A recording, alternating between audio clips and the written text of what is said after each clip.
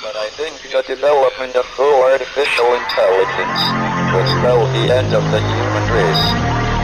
It's a flying object and we don't know what it is. I would hope somebody is checking it out. I don't know if it was a rocket or whatever, but incredibly fast, opposite direction. It was too fast to be an airplane. I'm glad the Pentagon is looking at this, because if it poses a threat, I want them on top of it. Well, the craft generates its own gravitational field. You said there's lights in the sky?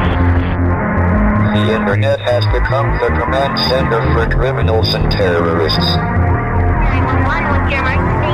I need help, please help me! Aliens won't let it happen.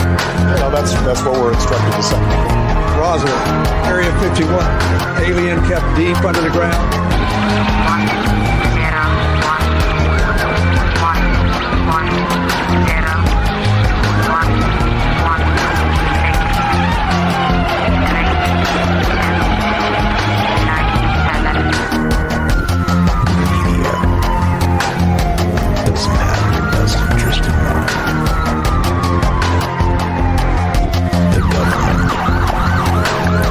Self-serving.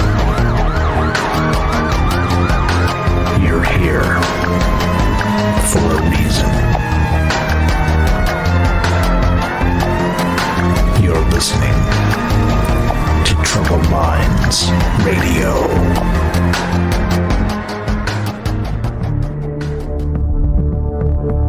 Broadcasting live from a secret bunker just off the extraterrestrial highway. Somewhere in the desert sands outside of Las Vegas. From somewhere in space-time, loosely labeled Generation X on planet Earth.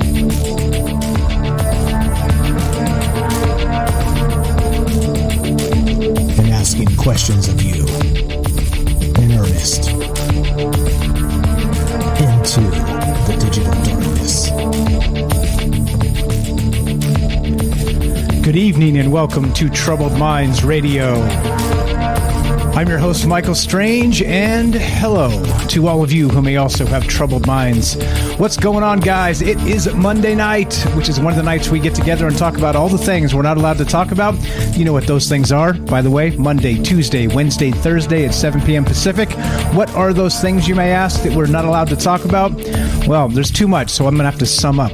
Those things are, which don't really fit around the water cooler for this type of talk, are aliens, conspiracy, the paranormal, the government, academia, the 24-hour news cycle, propaganda, and the general feeling that we live in the upside down.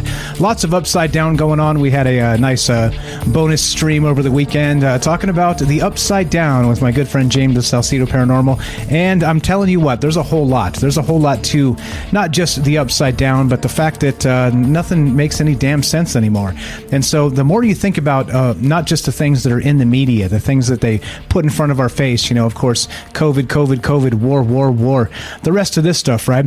You got to wonder what's really actually happening out there somewhere deep in the dark underground laboratories.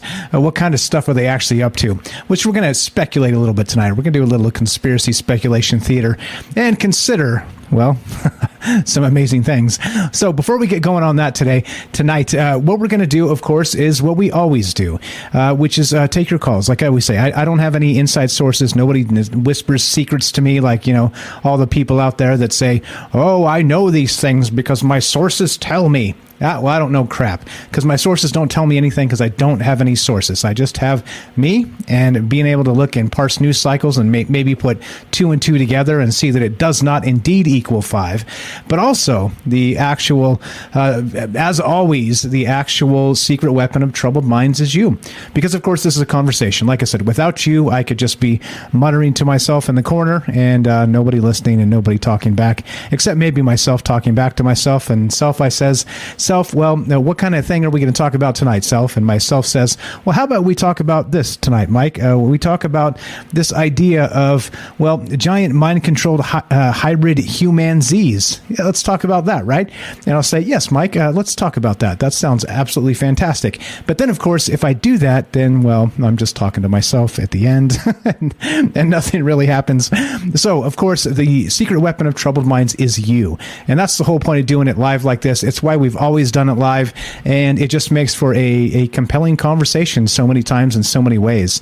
And so that's what's on deck tonight. That's what's going on. So if you want to be part of the show tonight, you are the secret weapon of troubled minds. You can pick up the phone and dial this number and get Troubled Minds at 702-957-1037. That's 702-957-1037. We'll put you on the show.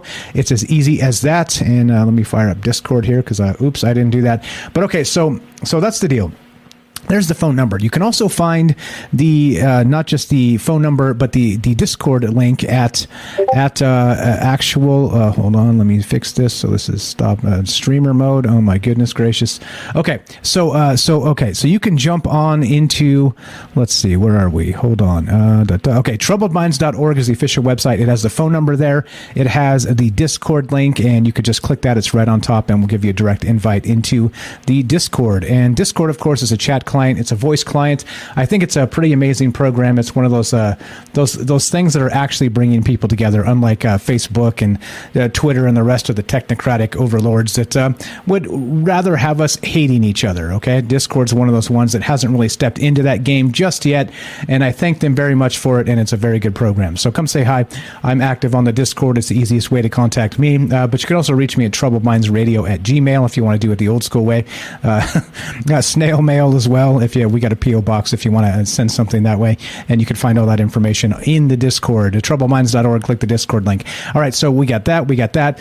So we are streaming on Rockfin, YouTube, DLive, and Twitter. Rockfin, YouTube, and of course we're broadcasting live on the Fringe FM, which is digital radio. And well, please join the actual Fringe Discord at fringe.fm/chat, and please also download the Fringe app at the iTunes or of course Android App Store. It's completely free. It's the easiest way to listen to Troubled Minds and all the other great programming that happens on the Fringe. And there you go. Easy as that. Just smash the play button at precisely 7 o'clock, Monday through Thursday, and you'll get little old me and little old you. And I'm me, you're you, but together we're us. And so that's what we're doing tonight, as always, right? So there we go. All right. So where do we begin? I don't know. So many great inspirations, so many amazing people that I've met during doing this show. And I was on the chat last night talking to, in Discord, by the way, just talking to Daryl and James, and Night Stalker popped in to say hi. And it was just like, he's like, hey, what's on deck for tomorrow, Mike? I'm like, I don't know. I don't know. It's hard to keep up with myself sometimes, and it's hard to keep up with the blistering pace of 4 full 3-hour shows a week and have new inspiration for each. It's hard. It's not an easy thing sometimes. And so we started talking about the idea of a lot of things, but it kind of came out with this. Well, let's begin. Let's just go where we start, and we'll start there. Let me do this real quick too. I keep meaning to do this. Let's see. I'm looking at you over there on the Fringe. What's going on, guys? I hope everybody's doing well. And here we go. That's that. Let's say hi over at the Fringe. I see you guys there. And let's do that. All right. Cool. All caught up. Everything looks good. I like when everything looks good. You know, like it's one of those things, right? So let's see. Let's do that. Okay. All right. So that's what we're doing. Let's go here. This is where it began. So I was talking to Night Stalker last night, and we were kind of kicking this idea around a little bit. And there's this, right? This is from Live Science, and this is from actually 3 weeks back. And I saw this back then when it came out, when it was fresh and hot on the news cycle. And I thought, this would make kind of a great show, but where do we go, right? And where do we start? And what's the kind of, we talk about Bigfoot from time to time here. And, Bigfoot for a conspiracy show is kind of old hat, right? Bigfoot's kind of one of those things that it's like, okay, it's kind of like conspiracy neophyte type stuff, It's like, yeah, Bigfoot. I've heard of Bigfoot, Sasquatch, they call him, the Yeti, the abominable snowman, depending on where you're at in the world, that sort of thing, right? And you're like, yeah, whatever. It's what it is. But, well, then there's this idea that came onto this Live Science. Check this out. Are there any giant animals humans haven't discovered yet? And of course it says, don't hold your breath on Bigfoot. Okay. All right. All right. Let's read just a little bit of this so you can see where my head's at and where we begin tonight. In 2020, researchers saw for the first time what may be the longest animal ever. The creature, spotted in a deep-sea canyon off Australia, was a roughly 150-foot-long siphonophore. Each member of this group of species is made up of lots of smaller animals called zooids, which connect to form a long, string-like colony similar to a coral, but that swims freely in the ocean. All right? Given it took so long for humans to set eyes on this ginormous siphonophore, it raises the question, are there more giant animals humans haven't discovered yet? Yes, and straight from Live Science, it says the answer is almost certainly yes. Ancient astronaut theorists say yes. And so here we go. Scientists are still learning about life on Earth, and the siphonophore is one of several giants that humans have found in recent decades. Siphonophores live between 2,300 and 3,200 feet below the surface, according to the Monterey Bay Aquarium in California. I've been there. It's a nice place. But scientists don't always have to go to such depths to find new colossal creatures. In 2011, a previously unknown whale species washed up on a New Zealand beach. Scientists identified the giant in 2021 as a new member of the beaked whale family, a relatively unknown group of deep diving whales that are rarely seen alive, according to the Whale and Dolphin Conservation, an international charity that works to protect whales and dolphins. All right? Well, it says this and continues. While researchers are still only beginning to unlock the secrets of the deep ocean, they're a lot more familiar with large animals living on land. African bush elephants cut unmissable silhouettes on the savanna, standing up to 13 feet high and weighing up to 11 tons. They are the largest living land animals on Earth, according to the Natural Conservancy. It's hard to imagine we could miss a massive elephant-sized creature roaming our planet. Perhaps this is why most research into large land animals tend to lead to reclassifications rather than brand new discoveries. Okay, so there we go. That's where it begins. So my question for you guys tonight, as always, Ray, we have questions because this is the question show. This is not the answer show, except for when we do the upside down bonus show, then it's the answer show, and it makes for a hell of a good time. But tonight we are back to the question show and not the answer show. So the first question I have for you is this. Regarding the idea that are there any giant animals humans haven't discovered yet? And it says it right here in this Live Science article from a couple weeks back that it's legit. This is a real thing. And they're basically also saying in this article, kind of crapping on the idea of Bigfoot in that, Bigfoot can't be real. All right. Well, because for a lot of reasons. We would have seen Bigfoot. Elephants are giant. You can't miss them. They don't hide. They're just out there in the savannah doing their thing, hanging out, right? Giant ass elephants. All right. Well, what about this other idea where you have these skittish Bigfoot types? These, I don't know, some people may have called them maybe hybrid humans of Gigantopithecus of the old fossil record and some sort of maybe human hybrid. And what does that mean? That would mean human intelligence. That would mean that, of course, they would be able to do what they do in the Pacific Northwest and hide from people in the trees and the forests. And, well, I don't know. So the question begins as we begin tonight. All right. Don't worry. We're going to get to the mind-controlled hybrid Humanzees. We'll get there. But the question as we begin, do you think it's possible that there are giant animals, mammals, huge, whatever, still out there somewhere on Earth that we have not found yet? That's question number one. All right. Question number two, if so, why haven't we found them yet? That's question number two. Now, question number three. Now, this one gets a little dicey because some things you can say and some things you cannot say on the internet. And so I'm just going to come out and say it. I'm just going to say it. So let's say, for instance, this is leading up to question number three tonight. Let's say, for instance, that Bigfoot and the rest of these individual critters that are giant, that we cannot find, spend their time underground in caves or things like this, right? Well, does it count if the species we haven't found quite yet lives underground in a government laboratory? Because, of course, they're not a species at all. They're a hybrid species. A hybrid species that's been hidden from the prying eyes of the public, since, say, 1910. Well, that's the third question. Do you think that's possible? And does that count? Does that count if we're talking about a hybrid species of these gigantic, Oh, I don't know. Mind-controlled hybrid Humanzees. Yeah, well, that's the question tonight. And as we begin, there's a few. I think there's some good stuff to begin with. And like I said, this, per usual, right? Like this conspiracy neophyte stuff. If you're like, let's talk about Bigfoot. Not really. This is not really about Bigfoot tonight. It kind of is and it kind of isn't. So there we go. What's up, Crystal Shaman in the chat says, lots of things have been hidden from us. And there we go. Joseph adds, they definitely have some monsters underground. Now, okay, so the third question then is, if they have sort of these ridiculous hybrid animals, you know, Alex Jones beats his chest and says, human pig chimeras, right? That whole meme, the joke, right? And all this other stuff, you know, where we just had the latest actual kidney transplant from a pig to a human being, a genetically modified pig that could make a kidney that was, you know, compatible with a human. I mean, that's a hybrid human. It's a hybrid human pig. All right. So the question becomes, if they're doing this stuff in public, right? So the next step is, what are they doing not in the public? Not in the public. Okay. And that is what's on my mind tonight. So as we look at this, right? So, okay. So as we start, Live Science, their article says, yeah, you know what? It's likely that there are a ton of gigantic animals out there we haven't found. It's just more likely they're not stomping around in the forests or in caves. They're just underwater, right? Because we just found some of these other ones underwater. You know, they say we know more about the surface of Mars than we know about the oceans. Okay. We've only explored 5% of the oceans on Earth, something like that. Right. So, okay. So that's where we start tonight. But, right, so they say it's likely, all right? But you guys know this. We'll just burn through a couple of these Bigfoot stories before we get to the really good stuff. So they say, you know, there's been Bigfoot sightings forever, all right? Forever.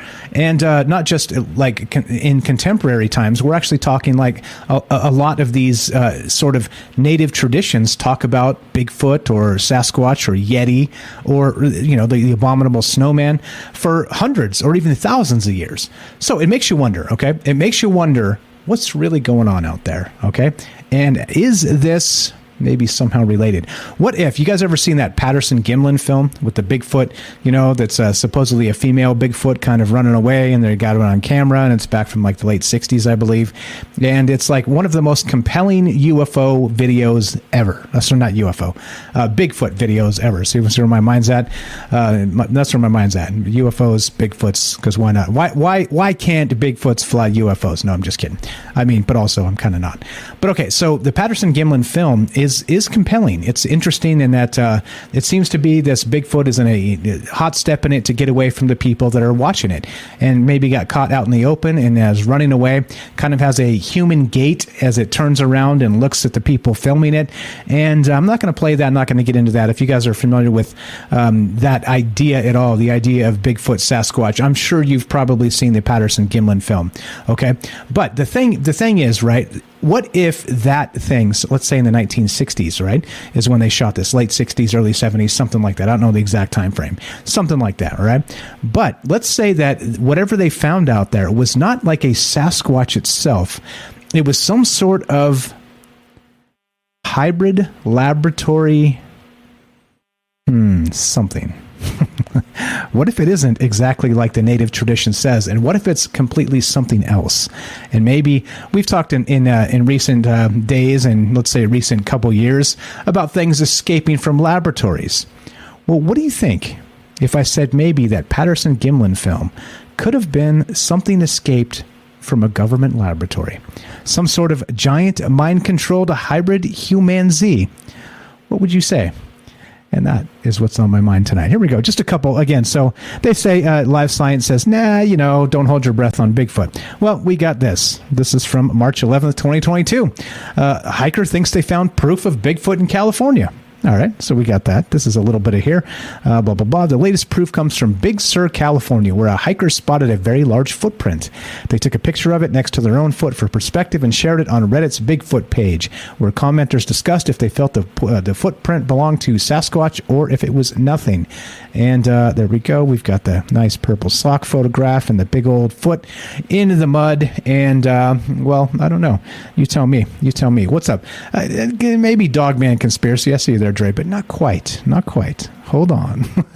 We're going to get there. All right. So again, we got a long 3 hours to fill. I can't drop all the juicy bits right up front here. Okay. So there were one person. Okay. Anyway, there we go. So we got people is March 11th of 2022 still saying, hey, look, there may be evidence of Bigfoot out there. I think we saw actual footprints of these things, right? So there's that. Okay. Here's another one. This is from The Sun, and of course, lols. The Sun. By the way, all of my links will always be in the description down below if you check it out on YouTube or also on the podcast feed. If you want to follow up on any of this stuff, I'm not outright blatantly just making stuff up. I've got sources for most of this stuff, and I'm just trying to put 2 and 2 together and not come up with 5. How about that? Here's another one.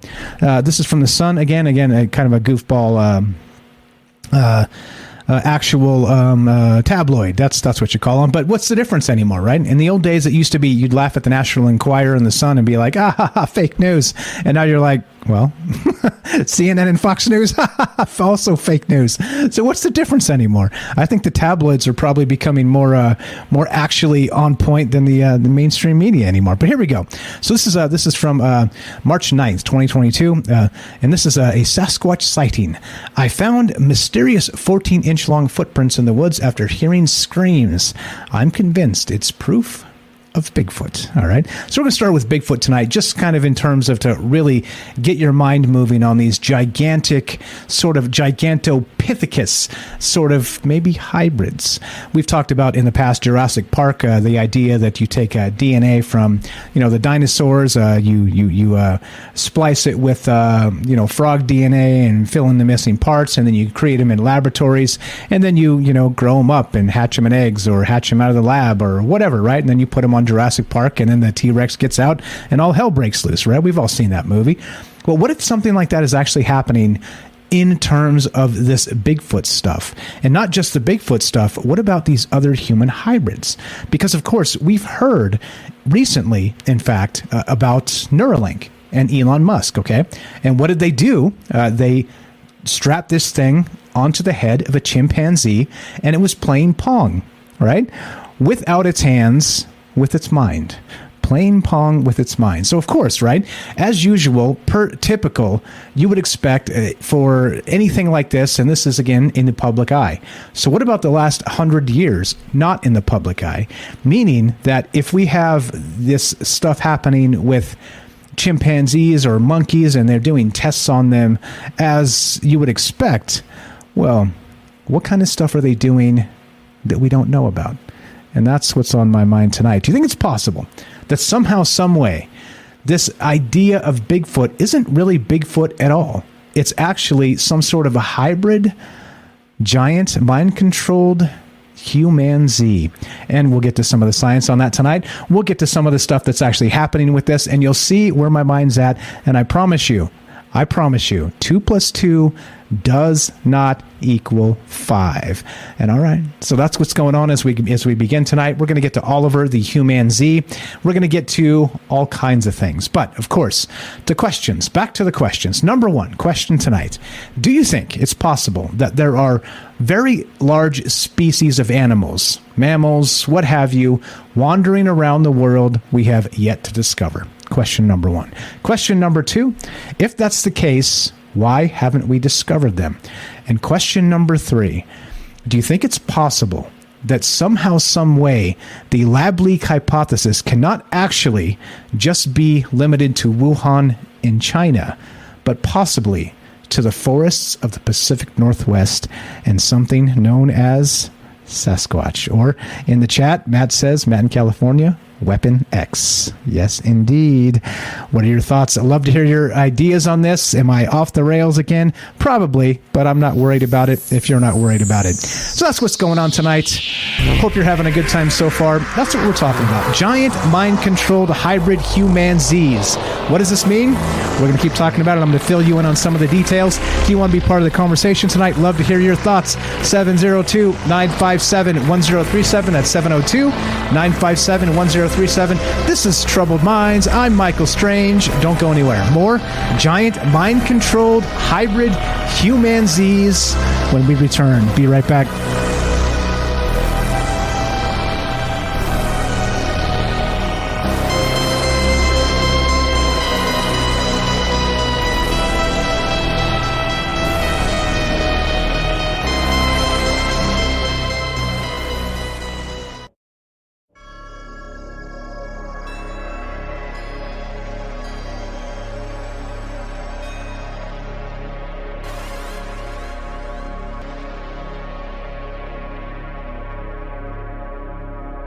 Welcome back to Troubled Minds. I'm your host, Michael Strange, and we are streaming on Rockfin, YouTube, DLive, and Twitter, and we are broadcasting live on the Fringe FM. And tonight, we're taking your phone calls as we discuss this idea of a giant mind-controlled hybrid Humanzee. And what exactly does that mean? Well, Bigfoot, sort of. Except with a new and different twist. For so many years, they've actually considered Bigfoot to be, at least the people that believe in Bigfoot, some sort of possibly, let's say, organic situation, some sort of, again, Gigantopithecus, something like this, right? Some sort of actual organic version of, something anomalous, okay? Stomping around the forest, hiding from humans and the rest of this stuff, right? But how come nobody's ever really considered or thought about that it's possible these Bigfoots, at least the modern ones, were somehow possibly created in some sort of deep underground laboratory? Now, the odd part about this, too, is like, okay, so the idea is if you start looking at Bigfoot in terms of that, right, the actual where we start is, people see Bigfoot and that's the thing, or maybe it's not a thing, or this, that, the other, right? But, well, have you ever seen the movie Planet of the Apes? There's several of them. There's old versions back in the 70s. There's new versions as late as the 2012s, I believe, something like that. So the question is then, in one of the original plots of Planet of the Apes, is that the actual the world has been taken over by this ape-like species, all right? And so what are they exactly? Are they, again, let's say, Humanzees that have maybe evolved to become smart and sort of taken over the world and trying to live in harmony with mankind and the rest of this thing, or not? And that's really the plot and premise of the old school Planet of the Apes. But it also came out in the original movie that I know timelines get shifted. It depends on the actual movie you're watching and the time frame. But in the original Planet of the Apes, you'll love this. It came to pass that near the end, plus spoiler alert for a 40-year-old movie, plus 40-year-old movie, but it turns out that it was not a Planet of the Apes after all. It was actually Earth, a post-apocalyptic Earth after, you guessed it, a nuclear war. Uh-oh. Uh-oh. And, of course, with current events, I can't help but mention the media just keeps talking about nuclear war. So I wonder. We've got Elon Musk putting chips in monkeys' brains. They're playing Pong. We've got this idea of maybe Bigfoot stomping around the Pacific Northwest and other places on Earth, and maybe the Ozarks, or, of course, in the Himalayas with the abominable snowman or the Yeti. What's really going on here? Is this possibly, somehow, some way, a laboratory-concocted giant hybrid Humanzee instead of Bigfoot at all? So there we go. That's where we begin tonight, and that's what's on my mind. And think about that. If we have some sort of nuclear war, what would be the predominant species to survive? We've read about cockroaches. We've read about all kinds of stuff, right? We've read about, they say that this, that, the other thing. I was reading something the other day, you're going to love this, that said that even if, or no, let's say something to the effect of, if we get a nuclear war, even a small one, it's going to be catastrophic for the environment. And I was like, duh. Oh my goodness gracious. And, okay, anyway, really? But okay, I digress a little bit here, but you get my point. My point is, so what if we have this idea of the nuclear war happens and the entities that take over are actually Gigantopithecus?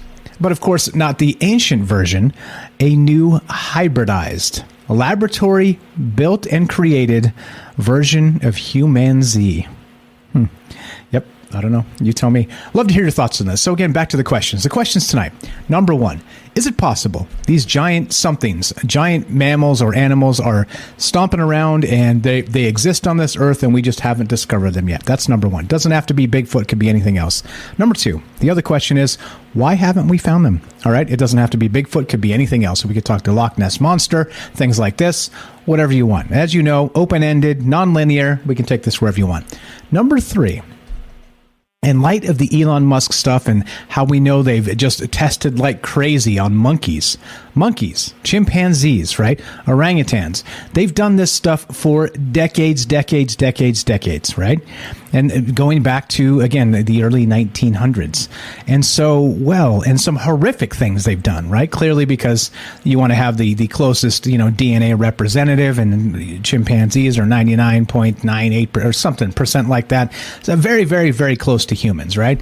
Very, very anthropomorphic for animals, right? Definitely. They got the two arms, the two legs, they walk around like us for the most part. They have social structures and they're incredibly intelligent. All right. So there's all that. But then they've been doing these horrific things to them for a very, very, very, very long time. And so, of course, they're not going to tell us the most horrific stuff they've done to these, let's say, simians. But what they are going to do is, tell us what makes the most marketing sense. And what that means is Neuralink. Elon Musk. Let's go to this real quick, just to give you the sidelight on exactly why I'm talking about this tonight. And this is now back to the idea. Now this is the idea, right? That imagine the plot of the original Planet of the Apes is, in the end of the movie, it comes out. There's a spoiler alert here again, 40-plus-year-old movie, so everybody relax. But it turns out that after a nuclear war, the ones that stepped up and took over were the apes. They became somehow, some way intelligent, more human-ish, more hybrid human. And they were speaking, and they were, right? There were all kinds of weird stuff going on with this. Okay. And, they said that there's a whole lot of other things happening with that. That's some social, like, sort of metaphors and things like this. I don't want to get into that stuff. I just don't. That's not what Troubled Minds is about. We're not going to do social stuff here because it's just going to piss people off. And it's going to piss me off because, again, ranking bigotry from 1 to 10 gets my goat. But okay, so here we go. Let's go to this. Now, keep in mind, number one, Elon Musk just recently talked about implanting this Neuralink into the minds of chimpanzees. Okay, and they were playing Pong. They were playing video games with their mind. All right, I've got a video here. I'll play this for you as we go when I'm talking about this. But this article here, now this is crazy. Now, check this out. What if we do have that nuclear war? And what if there is, secret laboratories underground the world over where they have hybrid things? Copy that, James. Get you in a sec. So if they do, and we have some sort of cataclysm and the monkeys take over, all right, these Humanzees, and I'll get to that term in a moment, and Oliver the ape, right? Oliver, the actual chimpanzee. We'll get to that guy. He was on Johnny Carson's show and stuff for a long time, and you'll see. Hold on.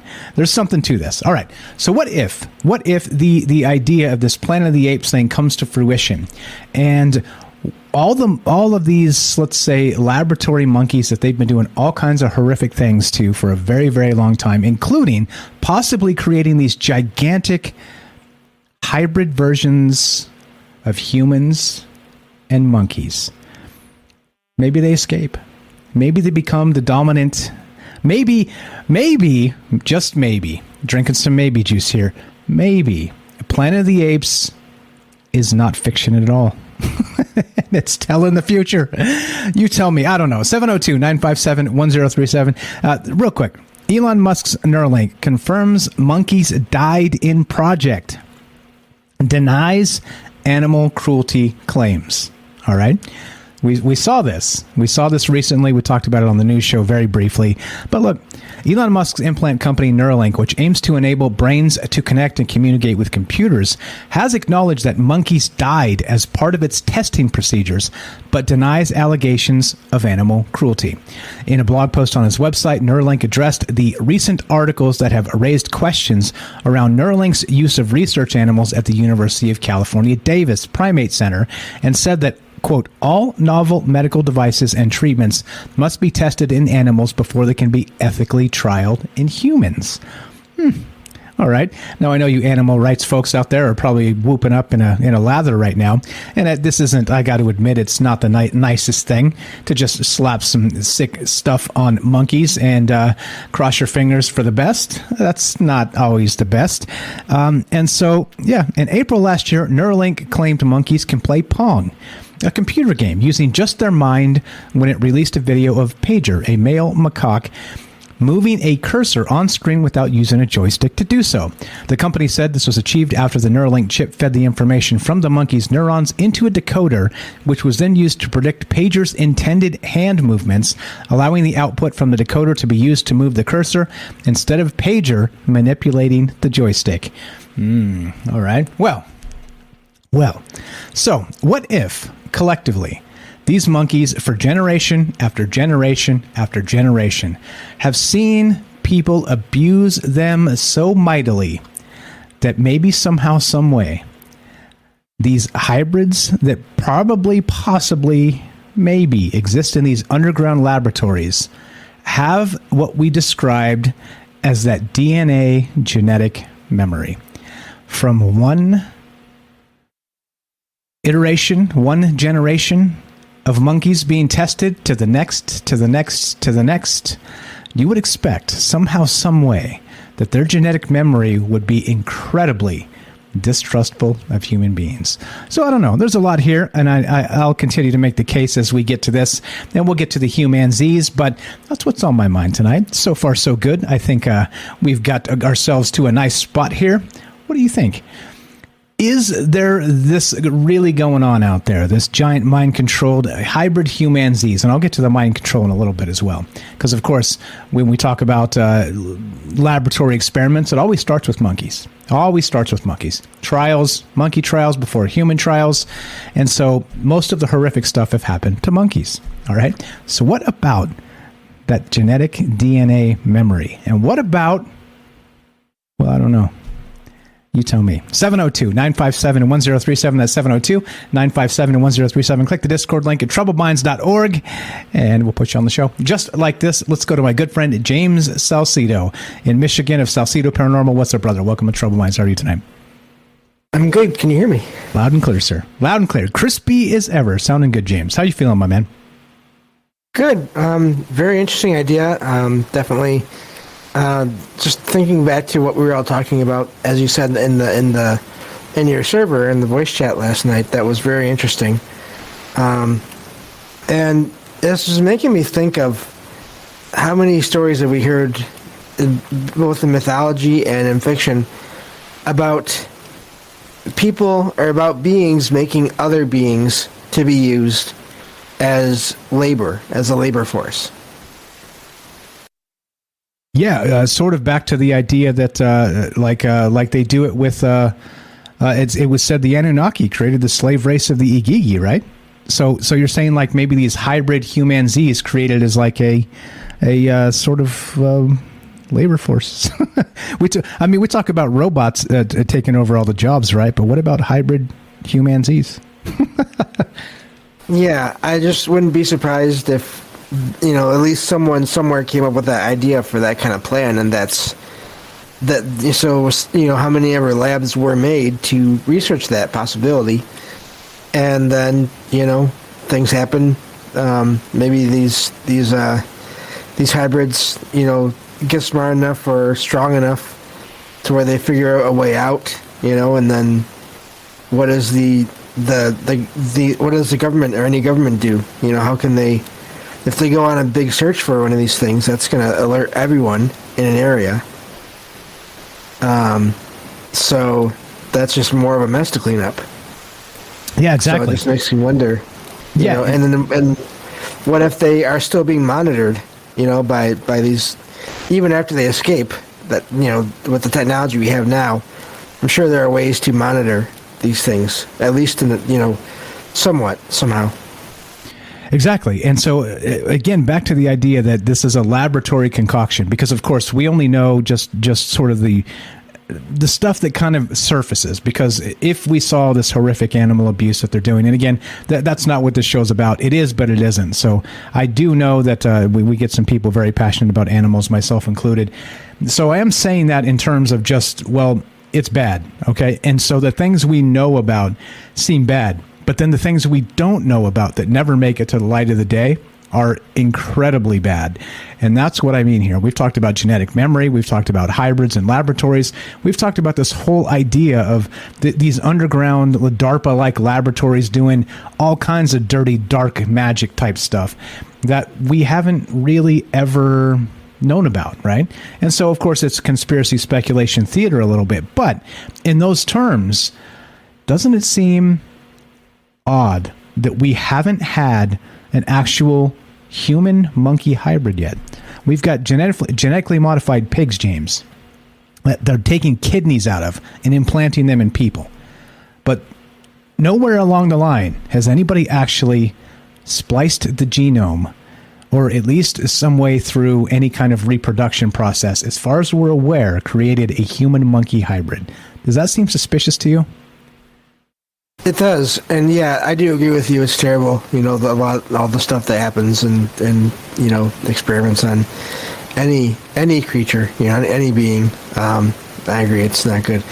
But yeah, it is interesting that that you don't hear about that except maybe for in fiction, or in, you know, maybe people have experiences, because I've heard that theory before about people having sightings of different creatures, like outside of places where, you know, these people in this area remember, oh, there was a government facility there, you know, and then eventually it got taken down, or, you know, or it's still off limits for whatever reason. And it makes you wonder about all that too. Right, like what's actually going on underground. And again, you know, back to that idea of a lab leak. Well, why not? I mean, we had 2 years of 2 weeks to flatten the curve that became 2 years because of a lab leak. Wink, wink. Right, lab leak hypothesis. Well, what if a super smart Sasquatch smashed his way out, and that's what they're seeing roaming around the Pacific Northwest? Yeah, and not only that, it makes you wonder: would these hybrids want to have any contact with whatever, you know, the chimpanzee or monkeys that haven't been, you know, tested or experimented on? And what would all those, you know, what would the regular animals think if they encounter one of these? And could they communicate? And if they could, you know, there you go. That could account for. I'm thinking almost it could account for some of the strange things that Derek again brought up last night, with animals doing just strange things these days.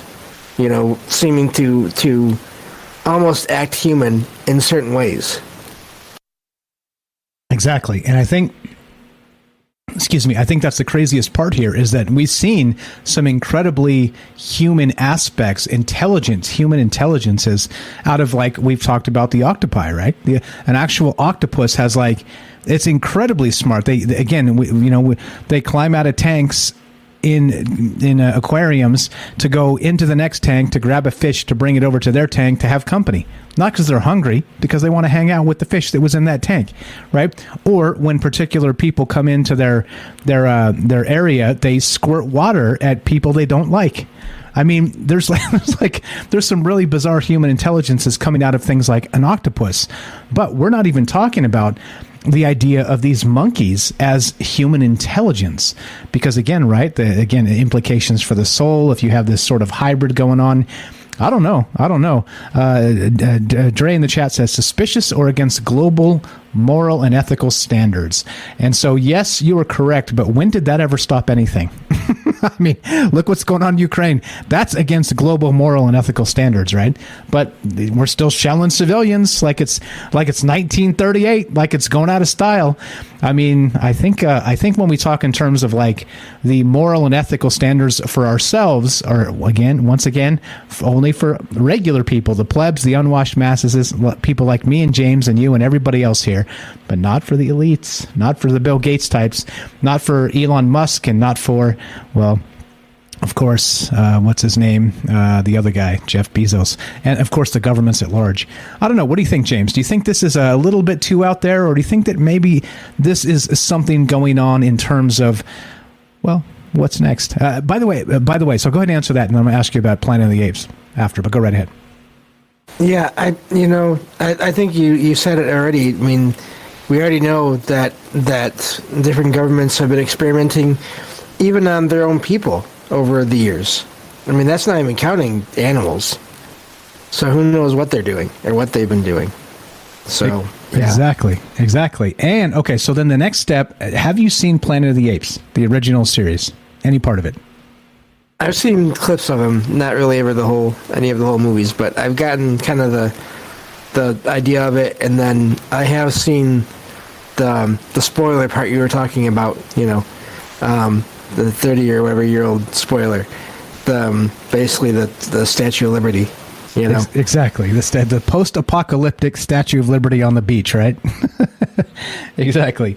So the question is, do you think that somehow, some way, again, we've talked about this idea of maybe, the Simpsons predicting the future and sort of maybe prepping us for something to come. What do you think about that idea that after a nuclear war, which again, in current events, by the way, if you haven't been paying attention, is nuclear war, but the secondary thing is not cockroaches taking over. What if these, let's say, hybrid Humanzees escape? Because, of course, there's going to be nobody to take care of them, and because people are going to be preoccupied with all the other things, and maybe these laboratories get broken open and these things do escape, and maybe these old fictions are predicting the future. Oh, boy. What's your thought there, my friend?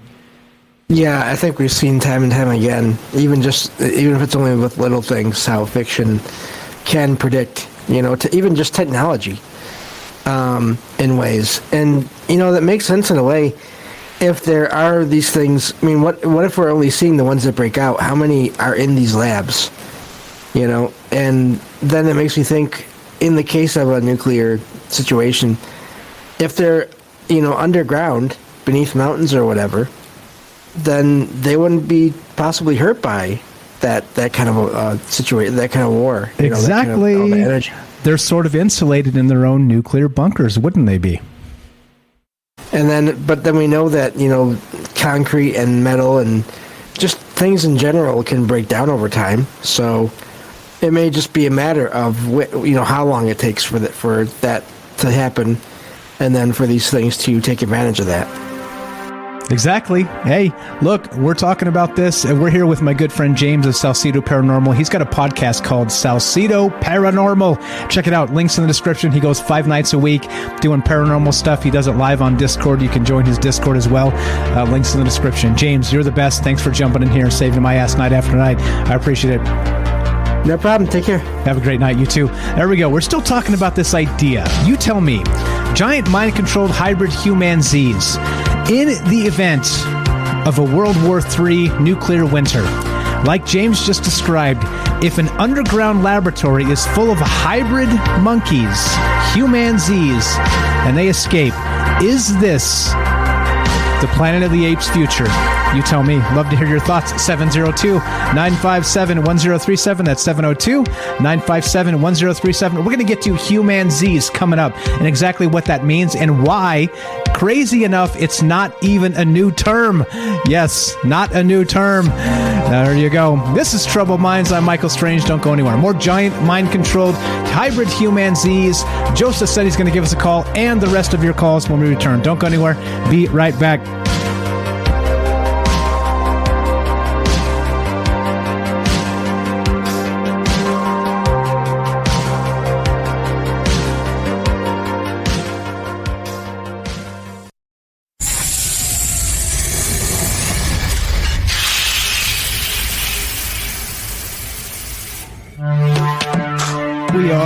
talking about the alien abduction phenomenon.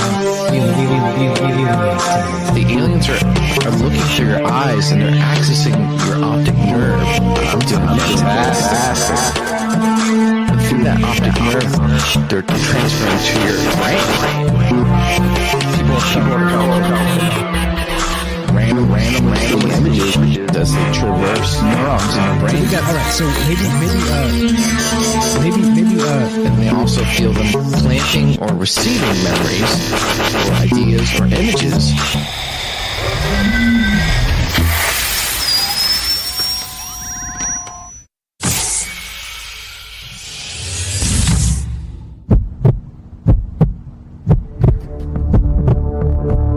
Broadcasting live from a secret bunker just off the extraterrestrial highway.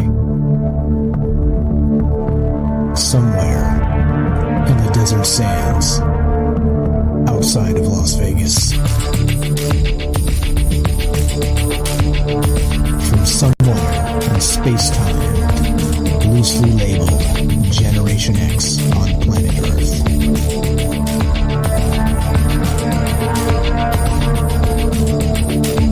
And asking questions of you in earnest into the digital darkness.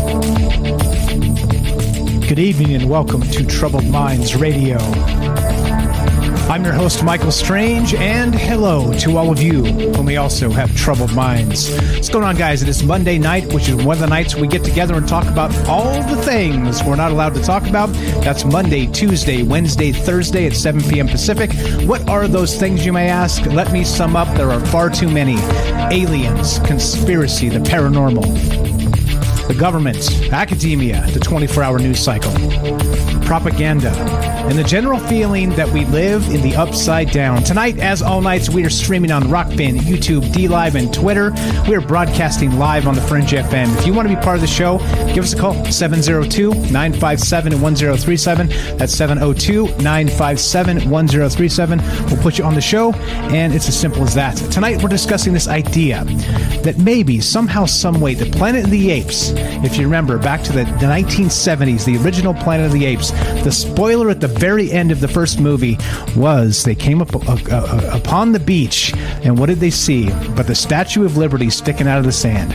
So the Planet of the Apes itself was not actually a planet of the apes. It was Earth. It was a post-apocalyptic Earth, of course, after, as Einstein had said, his famous quote, "I do not know in the manner," and I paraphrase badly, of course, because, well, that's how I do most of the things I do. But I do not know, from Albert Einstein, I do not know how World War III will be fought.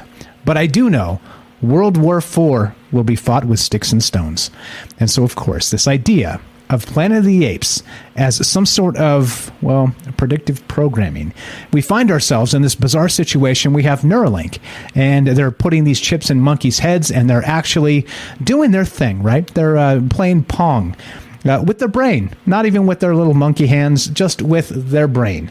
And so, again, in terms of testing on monkeys, chimpanzees, orangutans, the whole all the way through for God knows how long, we've been doing horrific things to these animals, right? Well, my point tonight is this. What if that idea of nuclear apocalypse and the monkeys escaping the labs and taking over is not so far-fetched? What if it is some sort of predictive programming? And what if somehow, some way, this is the future? Maybe it's not tomorrow. Maybe it's not a decade from now. But maybe, just maybe. What are your thoughts? 702-957-1037. That's 702-957-1037. We'll put you on the show just like this. Hang tight, APOC. We're going to go to Joseph first to get right to you. Let's go to Joseph in Iowa. Welcome to Troubled Minds, my friend. How are you tonight? Go right ahead. Hey, so I was thinking quite a lot, actually. Like, this would, like, why would they need Humanzees is what it's called? Humanzees, like chimpanzee, but Humanzee. Yep, Humanzee. Yep. Okay. So I was thinking, like going back to, like, Hellboy and what is that? I think it is Hellboy, where they have the water guy and all the different element, like kind of different variations of humanoids and stuff. Like maybe underground they have this what do you call it? Just different subcategories of humans that they're pushing to be, like, let's say like they breed quicker, and they put them in water if they want to be water, like a fish, kind of like staying. I don't know. That's just kind of a thing I said, but like the gorilla or the human monkeys, I would think that would be like literal guerrilla warfare. It would be like, could you imagine, like, if human monkeys, like, they would be like, they came from the trees, like, literally. So did we, depending on who you ask. but yeah, okay. Sorry, go ahead. I had to make the joke. It was there. I had to take it. Yeah. But, yeah, but I was just thinking, like, they're just pushing humans to the max somewhere. They have to be, because, like, they're seeing stuff as, you see it as disgusting, but what's disgusting is not existing. Like, could you imagine just waking up and then, like if there is a reincarnate, like, not having that? Like, let's say we are the one and onlys, like, might as well treat it like it, and, like, maybe that's a mindset that someone has out there, and they're like in a cult, and they just are pushing humans to the maximum in every category. Like you said, like with human cockroaches, like it could be like a human of just exposed to radiation, like slightly, and then like you get like 100,000 or something like that, and then you would be able to vary it down. It would be really messed up.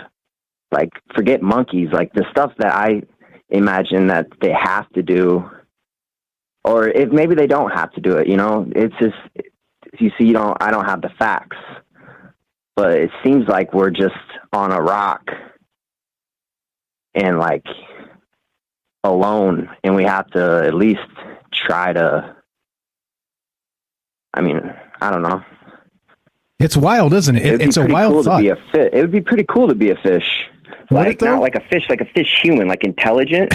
Okay, all right. Intelligence, because like you can literally drop a fish out of an airplane, and that fish will survive a fall into water from any height, I think. And also like squirrels and stuff like that. Like their terminal velocity is different. Like it would be like mastering our elements too, but then mastering space as well, because we're kind of helpless in space. Yeah. Also, we're helpless in the water too, right? So unless, of course, we're a fish hybrid, then that's a completely different story. But so let me ask you then. So do you think, like we've talked about again tonight a little bit as we started kind of getting into this narrative here, do you think that there is this chance that somewhere along the line, even a long time ago, they did create this human-monkey hybrid, a Humanzee? You think this is like a real thing? Somewhere in some deep underground laboratory, this has already happened, and they just can't bring it to light because the outrage would be so fierce, because we're crossing moral lines in so many ways. We're blurring the lines of like what a soul is and all kinds of stuff with hybrids. I mean, a pig is one thing, right? The pig kidney they put in a person, but then we have this other stuff with like actual monkeys that are like literally so anthropomorphic. If you shaved them up and made them look just right and had just the right particular monkey, like, hey, like it's pretty damn close. So I mean, do you think that they've actually done these things in laboratories somewhere in the deepest, darkest bowels of the earth or whatever? Do you think this is a real thing? I think they did it, but not really. Maybe monkeys are better with the chips. Like if we went head on with a monkey in Pong, maybe they can beat us, and that kind of intrigues them. But like, I think they more go for like humans. Like I think the more crazy stuff that you don't like, the deep down stuff, I think it's humans. That's because it's like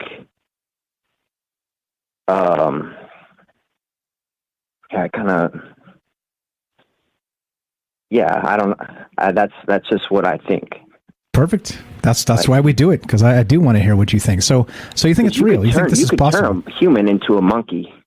Like a human, they say come from monkeys, and you see these videos on YouTube, like of these parkour people.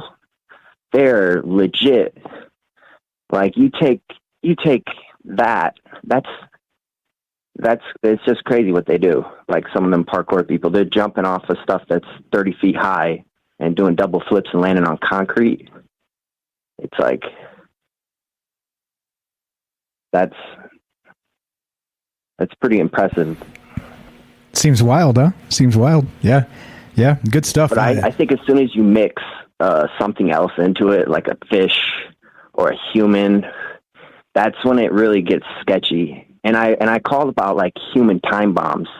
Like that's kind of a weird thing, but like I think they have exactly what I said, like a human, like they maybe another country would strategically place an immigrant that would have something in its genetics that's maybe not so human. Yeah. Which is why we have these discussions, because it seems like the more and more, like we talk a lot about on this show about transhumanism and sort of that hybridization of humans and machines. But I think what gets left behind is the most obvious hybrid is this monkey person hybrid, which again would cross so many lines morally that again the outrage would be fierce. And so I think, right, I don't think they stopped because they're afraid of what we might think. Let's say that they didn't stop. They continued. It just kept under wraps. You know what I'm saying? Wacky stuff, bro. Wacky stuff. You're the best. You're the best. Final thought here. We got APOC behind you on the phone. Yeah.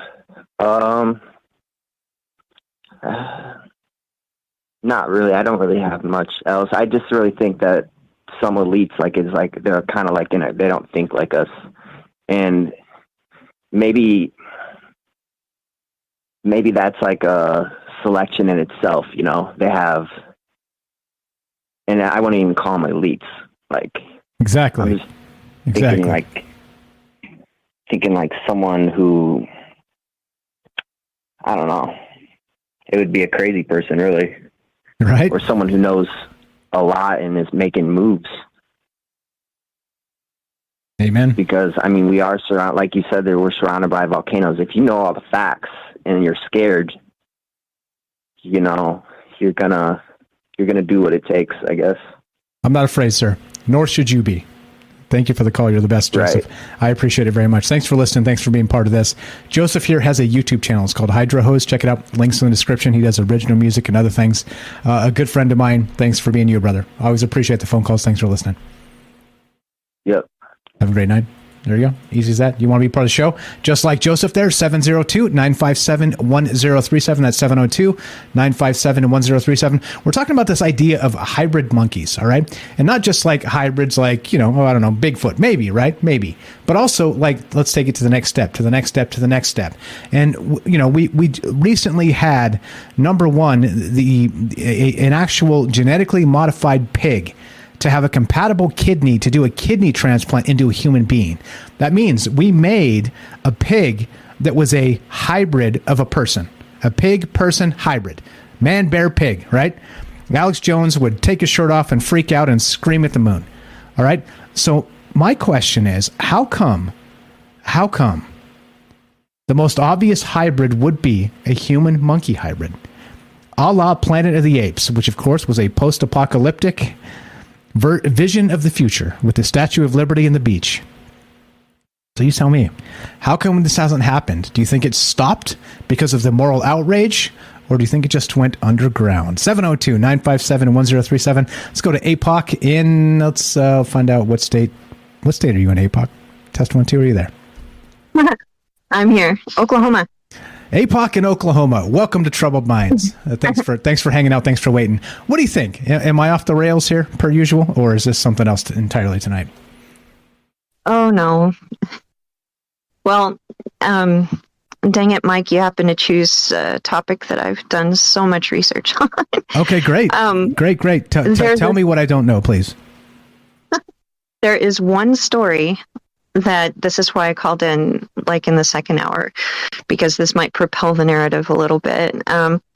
There's one story that a guy told that him and his friend found an opening, and there was air coming out of it. They were looking around the area. It was in a wooded area, and they found an old shack, and the shack was dead bolted. They broke it open. A bunch of flies flew out, and then they realized there was an underground opening.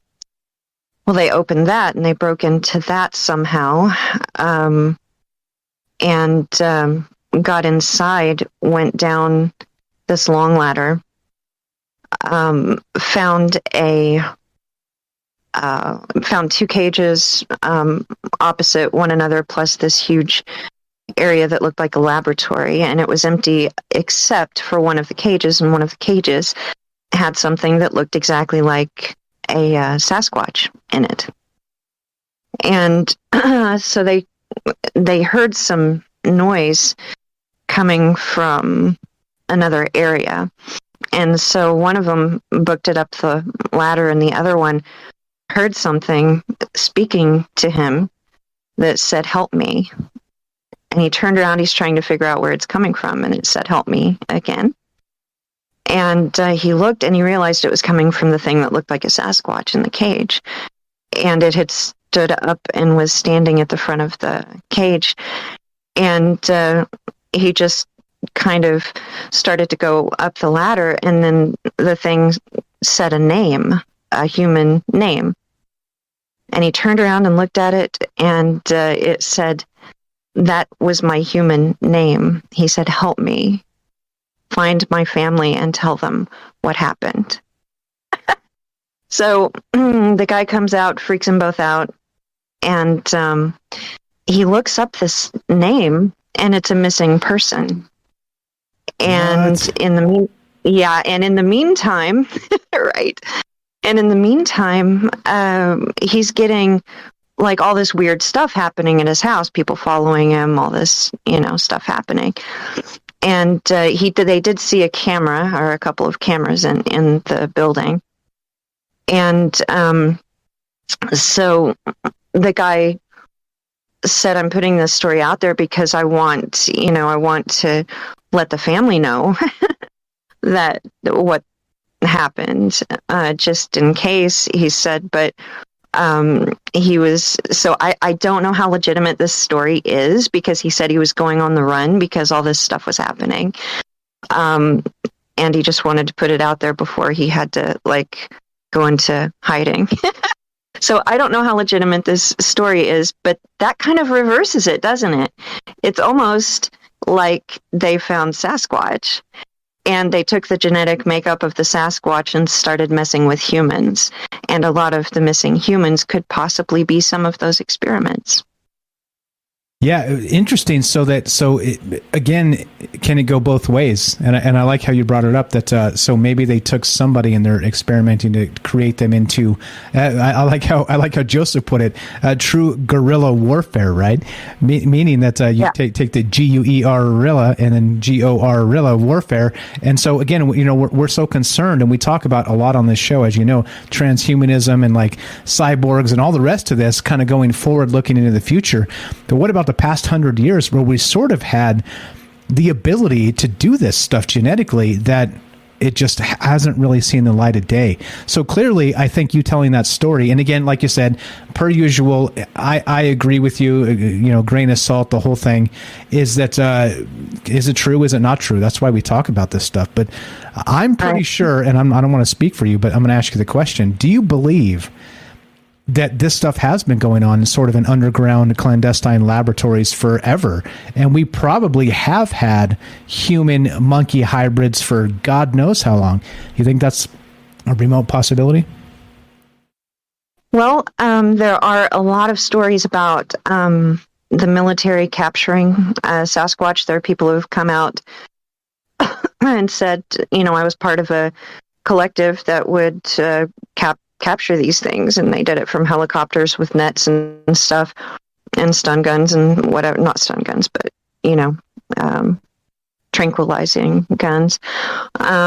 So it's a high possibility. But when it comes to the Sasquatch being developed by the military, I don't go there because of all the Indian lore related to Sasquatch and Bigfoot, that they used to trade with them and all this stuff. And there are all kinds of stories that the American Indians and Native Americans have about that. But I think it's possible. I mean, if they know, so I just, you think about it this way. If they know that there is something out there like that, then they're going to want to use it somehow or study it or something. And if they haven't got into genetic manipulation, then I would be really surprised. Yeah. So by the way, two things can be true at the same time, meaning that right. the native traditions can also be true about like a natural version of this, but then also some sort of something completely separate. Let's throw Sasquatch out of the equation for a minute and say literally we just made like a human monkey hybrid. You know what I mean? And so in many cases, it would seem to the modern discerning eyeball that it may be a Sasquatch if they were able to grow this thing and make it bigger than humans and the rest of this, right? I mean, we're talking like a mini King Kong. So that would track, but it doesn't have to be the exact same thing at all. It could be two literally totally different things. So just to say, I agree with you, but I think kind of throwing one out and saying the other can't be, I think that right there is like, no, I think two things can both be true. I'm speculating. Maybe juice. Maybe no, juice. I go there for sure.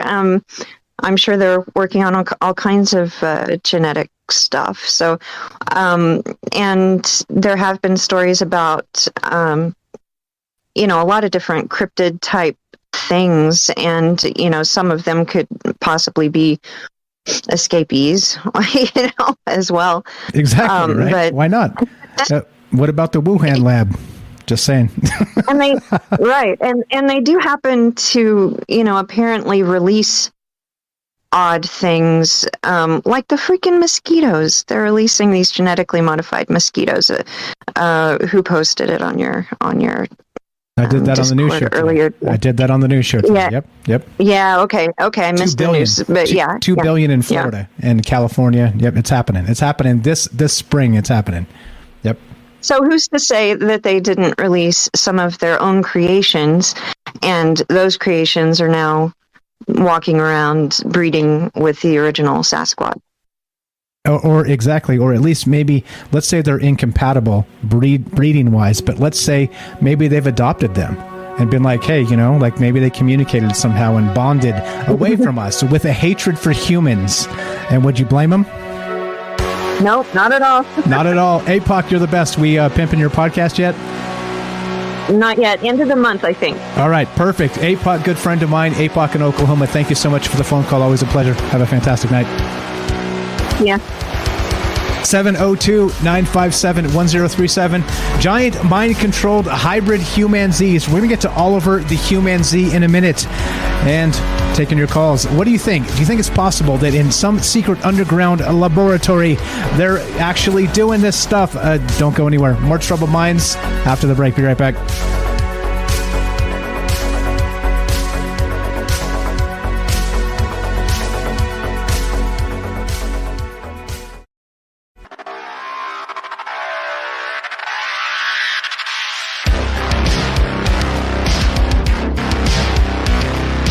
Welcome back to Troubled Minds. I'm your host, Michael Strange, and we are streaming on Rockfin, YouTube, DLive, and Twitter, and we are broadcasting live on the Fringe FM. And tonight, we're discussing the idea, what about Sasquatch? What about deep underground laboratories? What about hybrid monkey humans?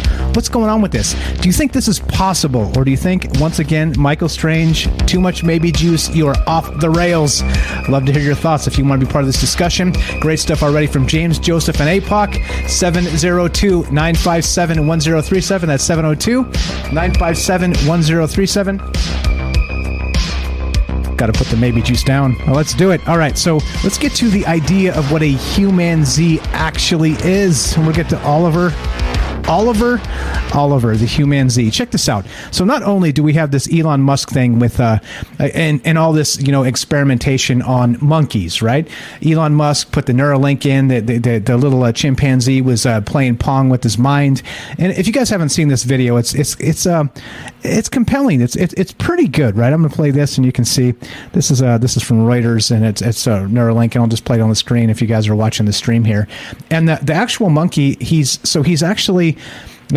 First, he was controlling like the Pong thing with like a little joystick with his hand, right? And so every time he did the correct motion with actual, like doing the right Pong things with the video game stick, they would give him through this little tube like a banana treat would kind of come out every time he did the right thing. So it took him just a little bit to figure out exactly what he was doing with the Pong and whatnot. But then instead, they removed the joystick and put the Neuralink in, and he was able to control the thing through this Neuralink and play the video game without even the joystick at all. All right, and that's where this became, right? And so my question tonight becomes like it's sort of multifaceted in that.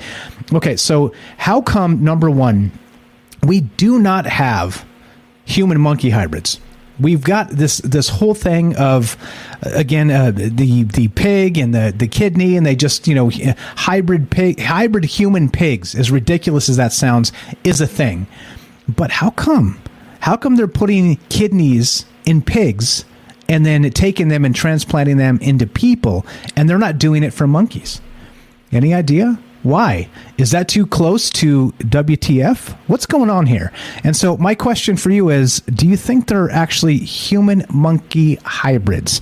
All right, and let's go to this. Now, there's this individual that goes by the name of Oliver the monkey. All right. And Oliver has been around for a very long time, doing all kinds of stuff. And wouldn't you know it? Let's read a little bit of this. This is from History of Yesterday. Scientists playing God managed to create a human chimpanzee hybrid. Okay. And this is speculation. They don't have actual proof of this. But this individual by the name of...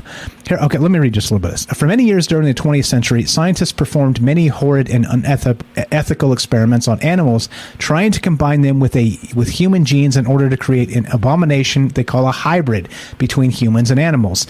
Such experiments have been kept secret for many years, but due to an incident that took place in 2018, many answers have come to light about the origin of these experiments.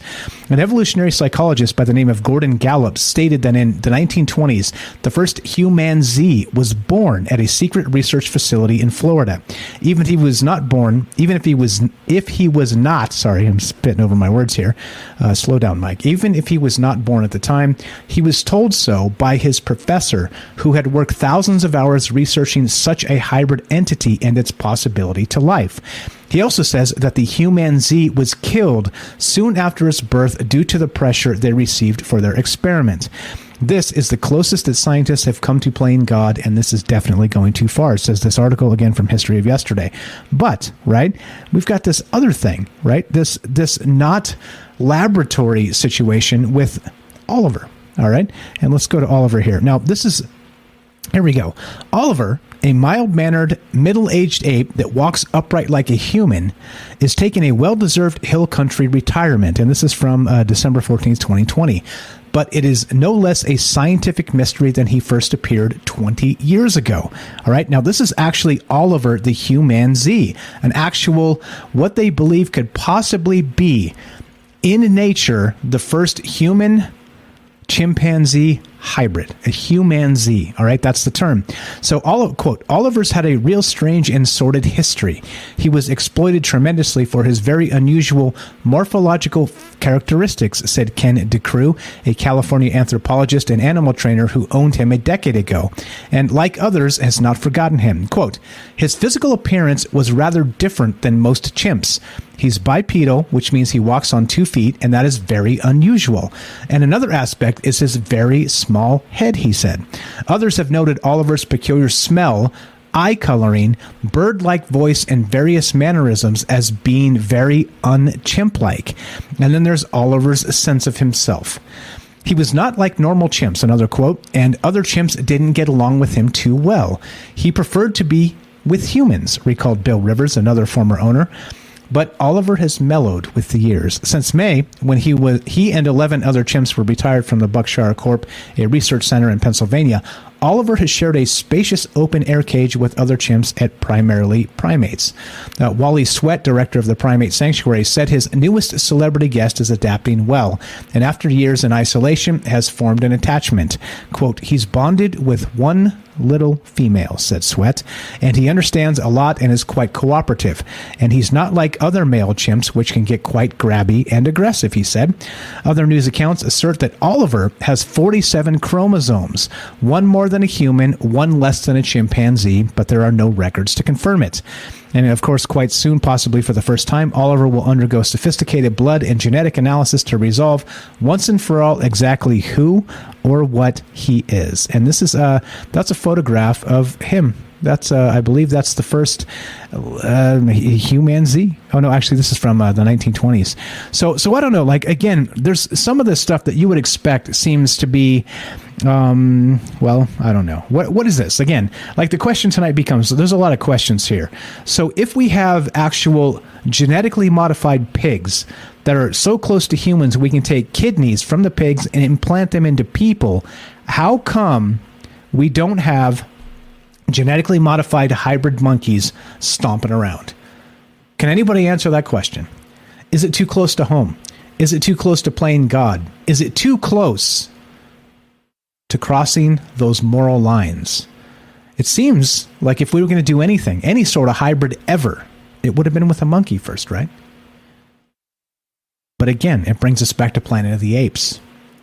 It brings us back to that idea that what happens if we do have a nuclear fallout?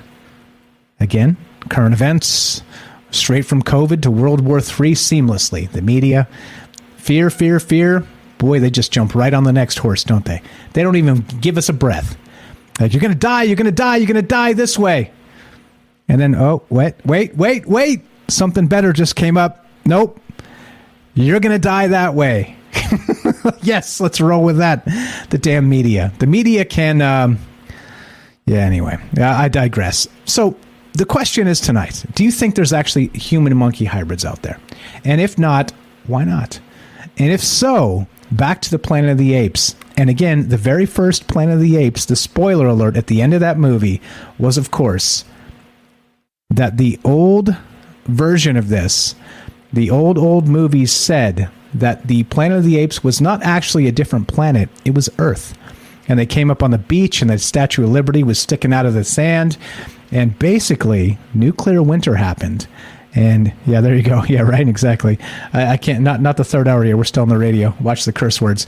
But you get the idea, right? You get the idea here. Meaning that if we have this nuclear fallout situation, and like James described when he called in earlier, if they have these human monkey hybrids that are actually hidden in these underground laboratories, and we have a nuclear winter, well, humans are going to have a hell of a time. But what if the monkeys actually escape? What if they actually get out? What if this idea of Planet of the Apes is not fiction at all? What if it's predictive programming? What if somehow, some way, somebody knew this would be the case? So we can take this conversation anywhere you want to go. Sasquatch, what do you think Sasquatch is running around? Do you think it is maybe sort of an escaped monkey-human hybrid? I'm willing to entertain that thought. What about this idea that we've been experimenting on monkeys forever? And that genetic memory, how they clearly, even though we exterminate them, right, generation after generation, they would pass on to their offspring the genetic memory of humans being horrific to them, right? This starts to track, doesn't it? This starts to seem awfully a lot like the dystopian future of Planet of the Apes. What are your thoughts tonight?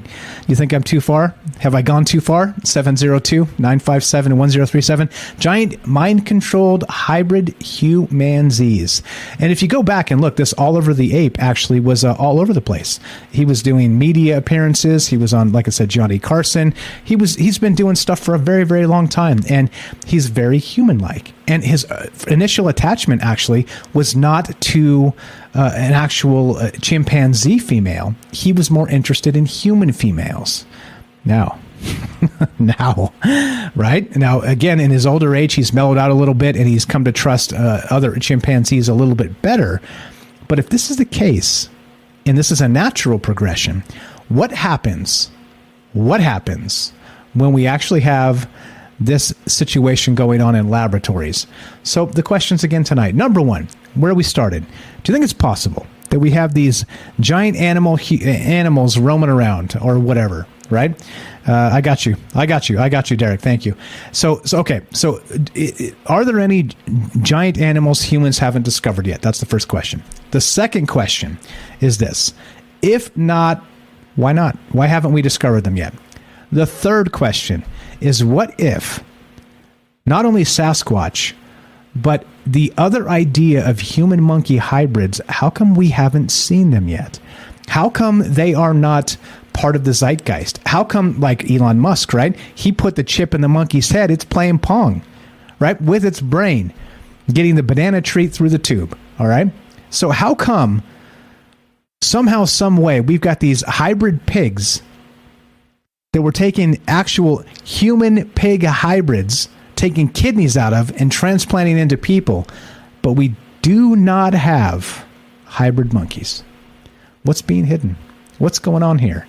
I have no idea. It seems suspicious, like I said, but 2 + 2 does not equal 5.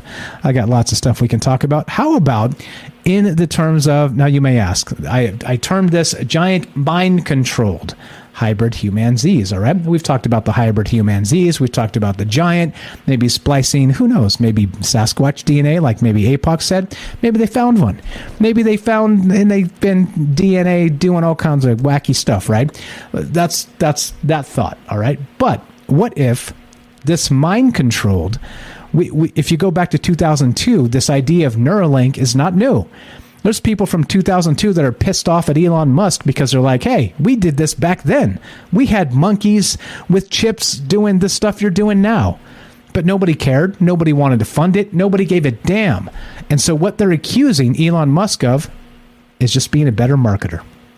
That's all. That's all. So what are your thoughts? What do you think?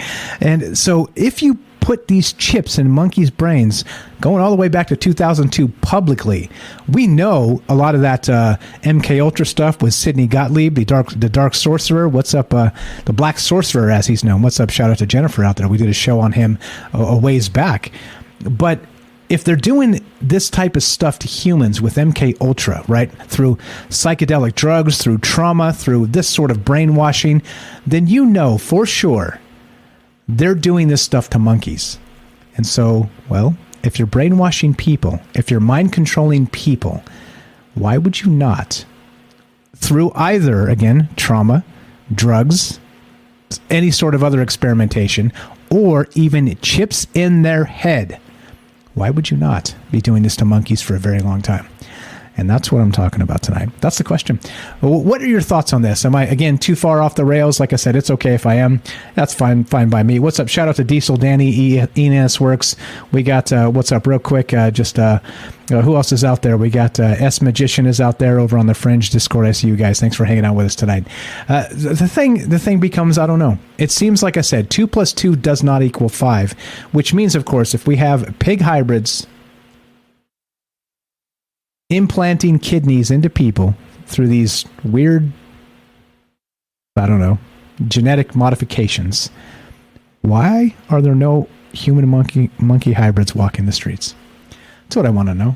That's what I want to know. Does it seem ridiculous of me to bring it up? Am I the elephant in the room here? Or you're like, Mike, why are you talking about this? Because it seems like it tracks. That's why I'm talking about this. It seems like there's something weird with this. I got you. I copy you, Derek. So there's more, right? There's a lot to this. Now, look, this is from the New York Post. Elon Musk's Neuralink defends monkey tests after maiming and killing allegations, right? I talked about this a little bit earlier. And like I said, at some point, we've been just butchering monkeys like crazy through science. Do you think somehow, some way, that Planet of the Apes is going to be the future? Where they knew we were horrific to them. And after the nuclear fallout, and these genetically modified monkeys are underground, by the way, because we don't see them walking around, do we? We don't see them actually being used as, DNA kidney transplants. Why not? Isn't that the most obvious, closest to humans you could get? What's up? Something is not right here. 702-957-1037. We're talking about man, bear, pig, except not really. It's mind-controlled hybrid Humanzees. Let's go to Derek in Massachusetts. Welcome to Troubled Minds, my friend. How are you tonight? What's going on, Mike? Great show. What's happening? Cool Chilling. topic, man. Thank you. Wow. This is you. This is you, man. You did this. This is your fault. No. Sorry, I missed the beginning. But I saw during, like halfway in the middle of the show, I took a quick glance at what the topic was. Like, oh man, how did he transform what a Bigfoot show into this? Like, you poured the maybe juice all over it, and look what grew from the soil. You know, like I was saying when we started tonight, if you do a Bigfoot show and you've been in the conspiracy world for 4 years, you're a rookie. Yeah. This is how you do it. This is how you do it. Wow. Crazy. What are your thoughts, my man? Where do you want to start? Where do you want to start? I don't know. You tell me. You start wherever you want. So we got approximately, if you got some time, we got approximately 6 minutes. And then if you want to stay over after we get off the fringe, you're welcome to do that as well. Go right ahead. Yeah, I'll hang over. Yeah. So as far as like, are there giant animals out there? Was that one of the questions? Was that yeah, that was the first question tonight? Yeah, are there giant animals out there we haven't discovered? And two, if there are, why haven't we discovered them? And the third question is, what about this idea of possibly Bigfoot being a hybrid that escaped from a lab? Go ahead, sir. All right. So if we're ignoring like paranormal giant animals, the idea that some of these like huge cryptids we see and stuff are somehow metaphysical and paranormal, and we're just talking about like just huge creatures, huge like just regular animals, then I think there's a chance that maybe they've like, I keep going back to the new recent like Godzilla and King Kong mythology that they did. They really made it so cool, and they put the Hollow Earth into it and stuff. But they had Kong Skull Island, which is like an island where legend has it all these animals like grow to a huge, massive size, and they realized that it's just the island is on an entry point to the Hollow Earth, and like in this mythology, the animals at one point on the surface of the planet were absolutely massive, and as far as we know, that was the case for us too. And like the conditions where animals were just huge, and then in the Godzilla Kong mythology, the radiation became like less and less on the surface, so they had to go into the Hollow Earth, like closer to the core of the Earth to get the radiation from that or something.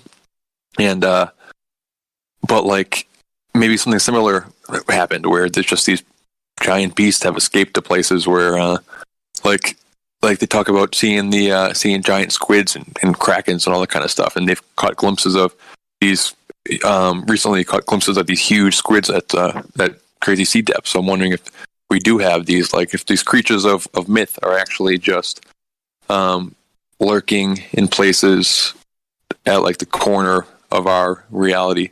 But like, yeah, I don't know. What do you think? Yeah, we actually hadn't even taken it to like the Agartha and the Hollow Earth and the rest of that yet tonight. But again, as you know, nonlinear, open end, and the rest of that. So I know in terms of like we were talking about this just a little bit last night, you and I, the whole Planet of the Apes thing. You've brought that up a couple 3 times in the past. Yeah. That's like a future show. And I was kind of going through this tonight and looking at the idea that they have these underground laboratories, and like James said when he called in previously, hey, if they were doing these human monkey hybrids, they would be deep underground because they haven't seen the light of day. And so if we have in current events this nuclear winter, well, what escapes from underground, or Agartha, let's say, in just those terms, it's going to be, right, laboratory monkeys. And, right? And back to that whole Planet of the Apes thing, and spoiler alert for a 40-plus-year-old movie, but they came upon that Statue of Liberty in the beach, meaning that Planet of the Apes isn't that at all. It's a post-apocalyptic Earth, and the monkeys have taken over. Oh, man. So ignore the giant animal stuff. Let's go to this. This is cool. So I'm fascinated by the idea, we were talking about this this morning, whatever, like animals getting smarter and stuff naturally. That's like if as humans are taking some shift in consciousness, as we're like, whether a good one or a bad one, whether like being coaxed, shoved into some ethereal digital metaverse or ascending to some more spiritual, like higher type of being, we're possibly going to a different level of consciousness. And I wonder if somebody else is like another, like the animal kingdom is then ascending to like to fill that gap, fill that role in consciousness, and they're acting smarter, they're doing more things like a person would do. Which is creepy. So then what if that's happening on its own, and then you get into MK Ultra stuff with that? Like what? So if a animal starts to have some type of human-like consciousness, you can the trauma that like I don't know, like what if you start to have like human type souls kind of incarnating into animals, and then the trauma you get from that would create like, I don't know, I'm really rambling, but I'm trying to just fuse the MK Ultra aspect to what happens when you get a more human, a smarter animal, a more advanced animal, and then you traumatize it. You bring it down to a lab basement, you hook it up to Neuralink, you do these crazy experiments on it. What do you create? With the goal being to create some type of chimp, advanced super soldier thing that will do your bidding for you, or some crazy monkey assassin that can take out different people like that you want to take. I don't know. The possibilities are endless. We can talk more. I'm rambling. I'll collect my thoughts during the commercial break. I'm sorry, brother. No, you're good. You're good. Yeah, perfect. And I think that's the weirdness too, is that we talked a little bit about, in light of current events, and number one, how come if the most obvious hybrid would be a human monkey hybrid, how come it hasn't happened? At least been confirmed. And then the whole point of the pig, bringing up the pig and the kidney, they just took a DNA modified hybrid human pig, grew a kidney in it, and put it in a person. But how come there's no monkey hybrids? It doesn't track, does it? 2 + 2 does not equal 5. And there we go. Yeah. We're here with Derek the Night Stalker. He's got a YouTube channel. He's going to stay after the break here, and please inspire him to do some more stuff. He's got a trailer up there. Links in the description. Derek, a good friend of mine, inspired the show last night. He didn't know it because I always pour some maybe juice on top of his ideas to make them even more crazy. But that's what we're doing tonight. We inspire each other. Give Derek some love. Go follow his YouTube channel. And as we finish, collect your thoughts, my friend. I'll come get you in just a sec. I'll turn on so you can hear the music. Let's do it. Let's get the hell out of here. So it goes a little something like this, guys. As we finish up, I know it's usually a lot, right? It's usually a lot, and that's why we do it in these terms, non-linear, open-ended. Let's just think. Let's use our brains. Let's consider why 2 + 2 does not equal 5. And that's really one of the main premises of Troubled Minds. It doesn't matter what I think. It matters what you think. And that's what's going on. So it goes like this. If you're listening to us on the Fringe FM, stay tuned for Joe Roop Lighting the Void. If you're listening to us on any other platform, stay tuned for a third hour of Troubled Minds. And as we finish, it goes exactly like this. Be sure, be strong, be true. Thank you for listening. From our Troubled Minds to yours, have a great night.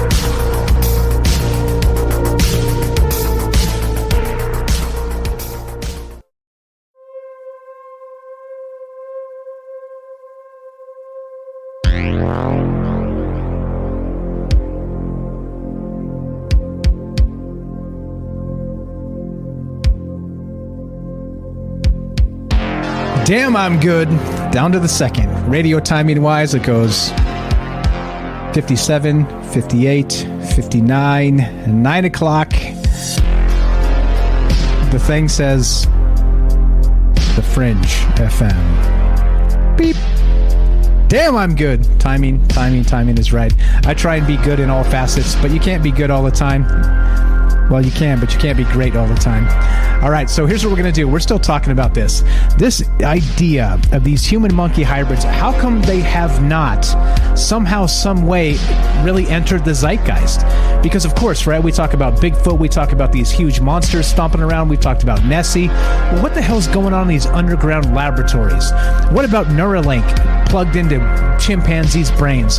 What about butchering and just doing horrific experiments and DNA memory on chimpanzees themselves? You think they remember generation to generation how horrific we've been? Is Planet of the Apes not just a movie, but a prediction? 702-957-1037. That's 702-957-1037. We're here with Derek the Night Stalker. Quick 2-minute break, my brother. Go grab a drink or something. I'm going to do the same. We'll be right back with Derek the Night Stalker. Don't go anywhere. More Troubled Minds on the way.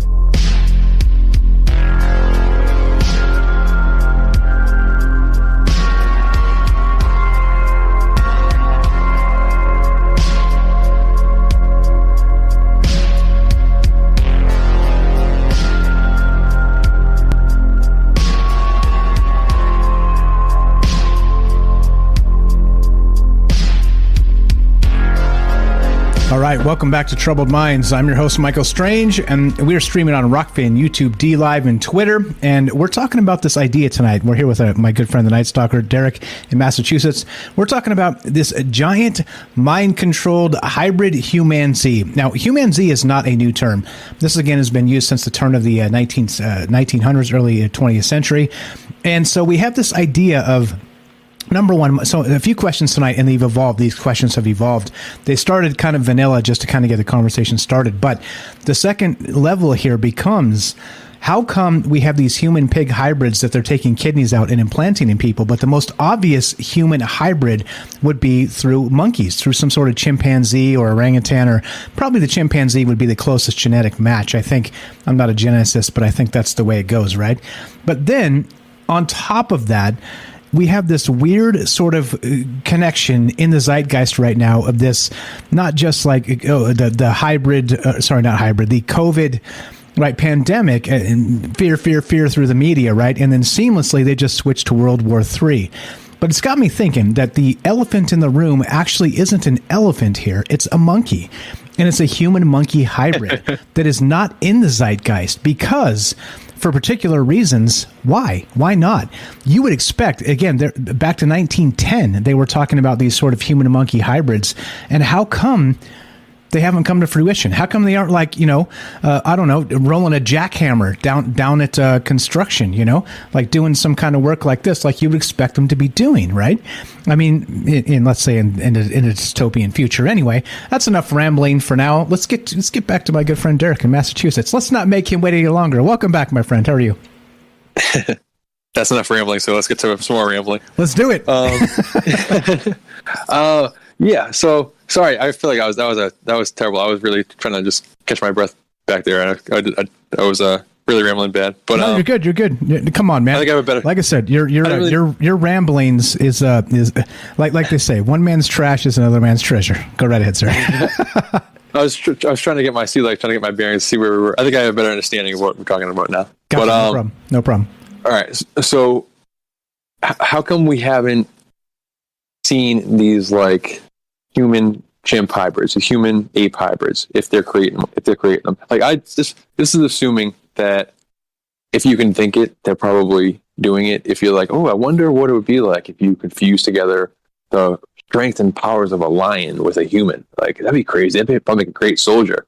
My opinion is, yeah, somebody's probably working on that, because like I just don't trust the morality of these people in these labs and stuff, and so much predictive programming through fiction. I think it was Suicide Squad that just came out that had like their whole third act of the movie took place in like this pretty much island, this like Jekyll Island, basically, where this crazy mad scientist was experimenting on people, and like spoiler alert, had this like giant kaiju alien thing, but like was also doing all kinds of crazy genetic manipulations with animals and people, and had all these crazy poor like hybrids trapped in these cages and stuff. And it's like, if I don't know, we know that they're experimenting on animals for things as simple as makeup. If you don't think they're going to do it for like defense, national defense, or like what other crazy nefarious ideas they have, they probably are. So that's just, we're assuming that. So how haven't we seen one? How haven't one of these things bust out? We've seen these crazy. We see like even Seinfeld was talking about being the pig man, getting a glimpse of these the pig men from the experiments and stuff. So why haven't we seen the ape man? And it makes me think, like, what would the ape man or the Humanzee, is that what we calling it? Humanzees, which, by the way, I'll get to that. If you've never heard of Oliver the Chimp, I'll fill you in on that real quick because I know you missed the first part. But Okay. yeah, go ahead. It's called a Humanzee, kind of like chimpanzee. Humanzee. All right. So without knowing this backstory, is my mind to like, what would that look like if you took that? So, would that be a hairy humanoid, or would that be like a caveman? Would that have a lot of hair, or would that be fleshy like us, or would hairless like us? Like, could they pass as a hairy person? Like, could they pass as like a Neanderthal looking person or something like that? Or what if if they've been doing this since 1910 or whatever, maybe earlier? What if they got better at it than we think? And we talk about like the idea of people not having an inner monologue. And the idea of people like being NPCs and walking around is wild. So what if we have these I believe animals have souls, but what if they think differently than we do, and they don't have the same type of brainstorming and inner monologue that a human does? So what if you have these animal hominids walking around?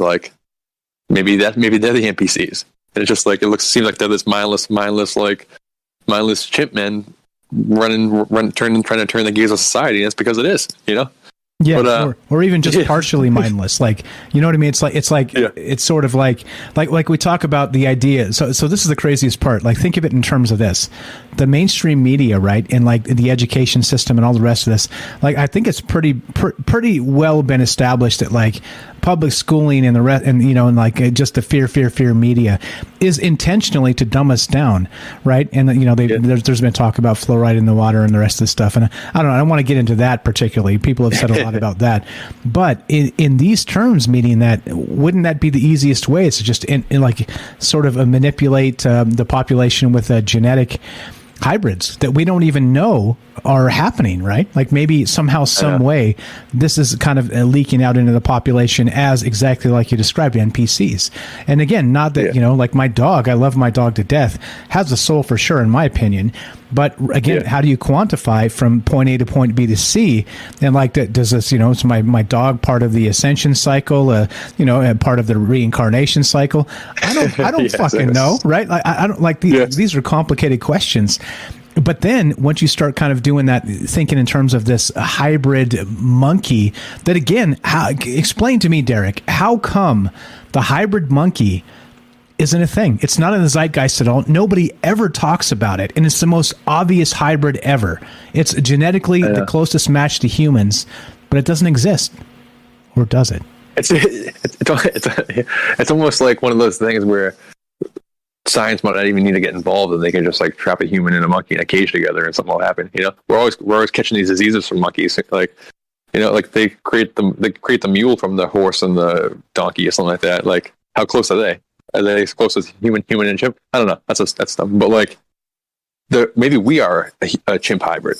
Maybe have we talked about the pig chimp hybrid theory of humanity before? The idea that I think this is from Gordon White, the first time I heard it, and it blew my mind at the time. I haven't heard this. So you tell me this and blow my brain up, and I got one for you afterward to blow your brain up. Go right ahead, sir. Okay. So I don't know. This it might have been just too many splits at the time. It blew my mind too much, but essentially that the idea of some type of alien intervention or some type of genetic intervention of humanity, that probably happened. That could have happened, but it didn't. It doesn't need to just be cavemen got or primates got spliced with aliens and popped out us, or they took Cro-Magnon man or Neanderthals and they tinkered with their DNA and made them smart or something like that. That could have happened. Those both could have happened. But then, what if there was a way earlier thing? What if the Neanderthals or Cro-Magnons or the early humanoids were the creation of a genetic manipulation from the get-go? What would that be? And Gordon White's theory was a pig and a chimp, and the evidence that just sticks out the most to me, because it's the most ridiculous, and we're in the third hour, is that humans are the only animals, the only primates that don't have a bone in their dick, I guess. And it's that's one of his evidence. The idea of how do you make this hairless monkey? How do you get from a hair can you kind of picture that, fusing a monkey and a pig together and getting this like hairless monkey pig thing, and like we a pig is very similar to a human. Like we dissect fetal pigs in science class because a pig fetus and a human fetus are very, very similar to each other. Like demons can ensoul themselves into pigs the same way they can into humans. You're cutting me off at the pass. I'm about to go there. Yeah, go ahead. No, go ahead. Finish your thought. But you're kind of getting into where I'm headed. But go right ahead. It's funny how we're literally headed in the same direction, just from two different angles. Exactly. Yeah. So it's just when we get into like monkey hybrids and us and like the different times that might have already occurred. How many times have we spliced together? And there's theories now. Like, go to yours, because that's probably a more of a maybe juice thing. I want to think about that for a second. Okay, maybe juice. Check this out. So we know, like we've talked about this in terms of like technology and sort of maybe the Archons sort of trying to find a vessel. Whoa. Okay, I see where you're going. Whoa. Okay, continue. So if there's some sort of, or again like the old ones or things like this, trying to break through into our reality and find a vessel. Okay, and so we can be principled people, we can be stubborn, we can be all the things that people can be, right? And even reject the notion of maybe dark thoughts in our brain or in our heart, right? But what about somehow, some way, once you put a Neuralink into a chimp or a hybrid chimp for that matter, and suddenly you have sort of a, let's say, less IQ dependent critter, like you said, maybe an NPC as a vessel. Now, the vessel, not only that, in this term of maybe the Archons or the old ones trying to sort of come into our world, now they don't have to actually have some sort of soul progression from wherever they're coming from to, into us. They do it digitally through a Neuralink in a hybrid chimpanzee. And suddenly, the Planet of the Apes doesn't seem so ridiculous at all, does it? Oh man! Wow! Yeah, exactly. And that's how they would do it. Like that in a lot of respects would be better than a robot. That's closer to a human than a robot would be. And a huge part of the robot narrative is the idea that some entity on the other side that's trying to bust into reality, they need a vessel so that the robots are being built for them. These machines are being built for them. And then what they really want is a human vessel because of all like the extra stuff, the metaphysical stuff that separates us from robots and stuff. But like you said, we might be a little harder not to crack. But if you can engineer your own version of that, which maybe like the original, we were talking the other night about like how did like maybe we came from clay and how like maybe it was some kind of the same type of spell that would trap something into an inanimate object would be used to trap spirit into clay. Maybe like they took a chimp and like pigs can house demons, and you get the benefits of the humanoid like structure and all the benefits of the chimp stuff together. Fuse those together, and you can ensoul this type of hominid. And now, I don't know, my kind of brain's racing with that idea. But that's the Neuralink scary thought to me. I feel like lately I've just been screaming about demons so much on the show, and I'm just like I haven't been my whole life just this person, but it's just and demon isn't really the right term for it.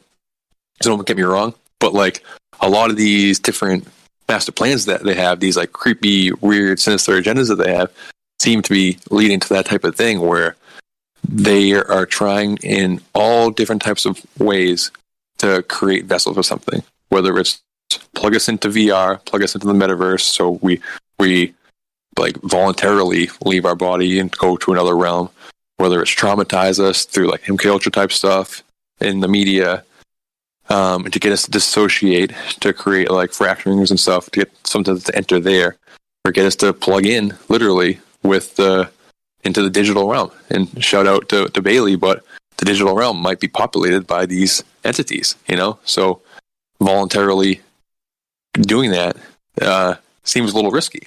And maybe they're like, okay, yeah, these people aren't going to like line up to choose to do that. What's the next best thing?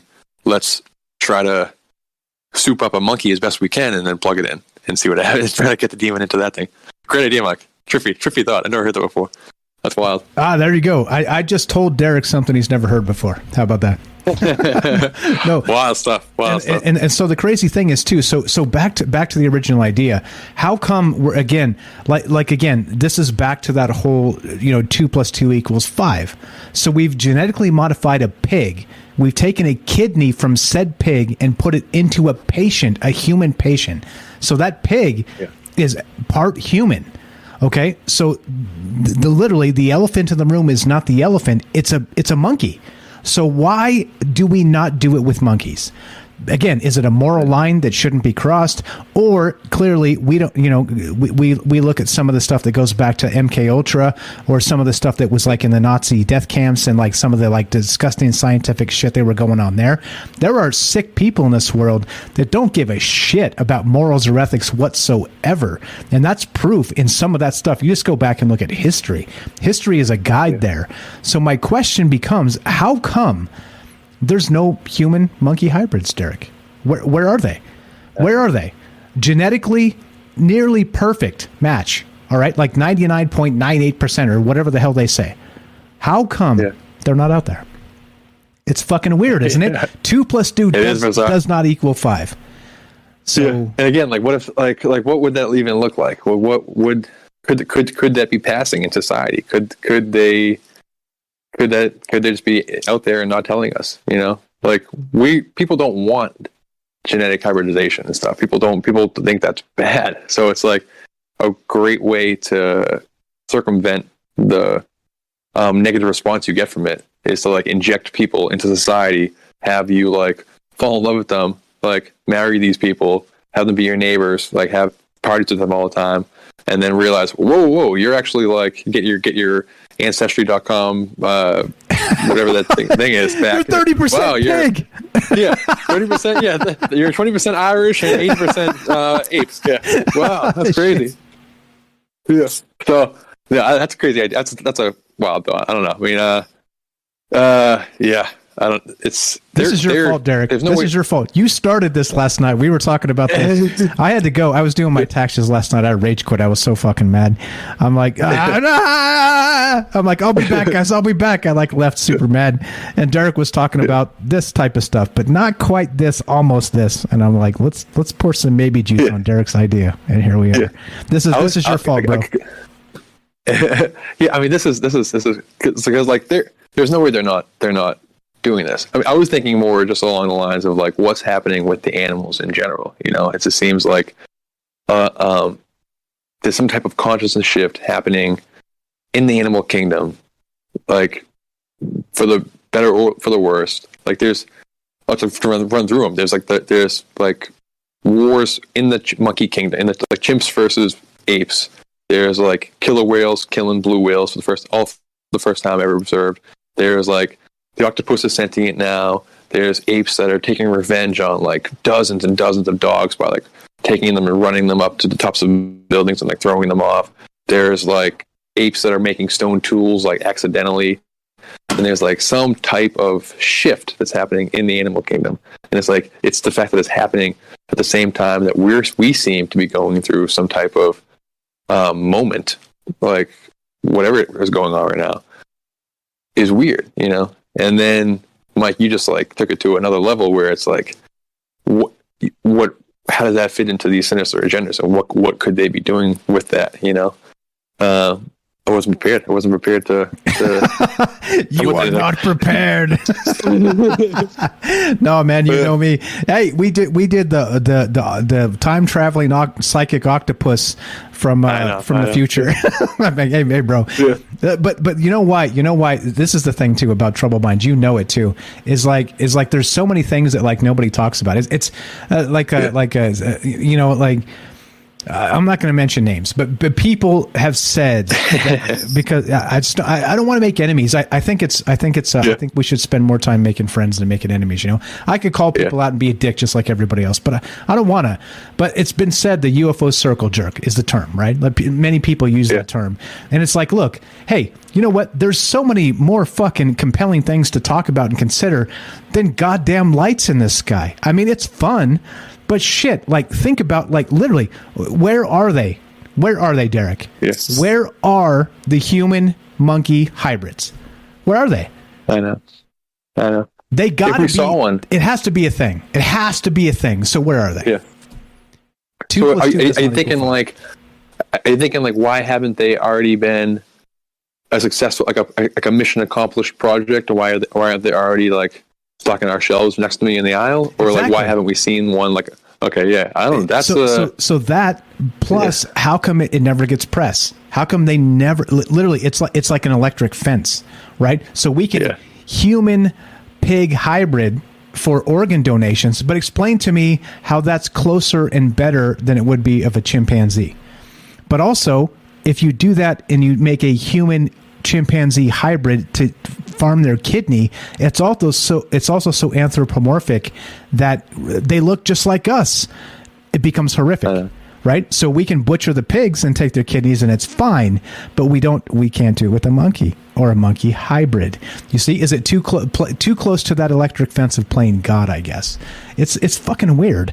And so again, it is weird cuz yeah. Right? Go ahead. Yeah. Because you would think that like when as far as experimentation is concerned, you would want to experiment on an animal that it looks less human. So that would make the pig stuff. But as far as putting an organ into a human body, you would think being more human would be a benefit, would be like a plus on the side of going for the ape, you know. So it is weird that we don't see it, you know, unless like it's very successful and they're using it for like what if there's like hybrid like SEAL team, like monkey team 6, ape team 6 out there, and there's like secret group of like monkey assassins working for the military, and because of that they don't tell us about it, or because it's like it worked, so we won't tell them. Oh yeah, like we put a pig heart into this guy. Oh, oops, sorry, he died after 2 months. It doesn't work. We're not there yet. Meanwhile, they have these like monkey men running around doing their bidding for him. You know.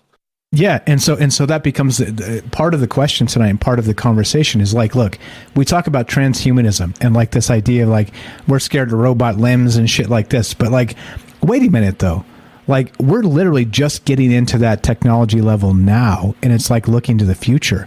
But is it just a distraction from the past of this exact thing like you just described, in that the super soldier is not some sort of cybernetic hybrid organism? It's a monkey man. You know what I mean? It's crazy. That's crazy. It is crazy. But it makes sense. It makes sense. I don't know. Great shit as always. What else you got for us, my friend? So there's a few things here too that you touched on last night. You were talking about so what about that Planet of the Apes? Right. So you said there's a lot with this to the Planet of the Apes. And again, if you got a bounce at school, I'm not trying to twist your arm. I just know you're a good friend of mine, amazing dude, blowing my brain up most of the time. So I want to tell you.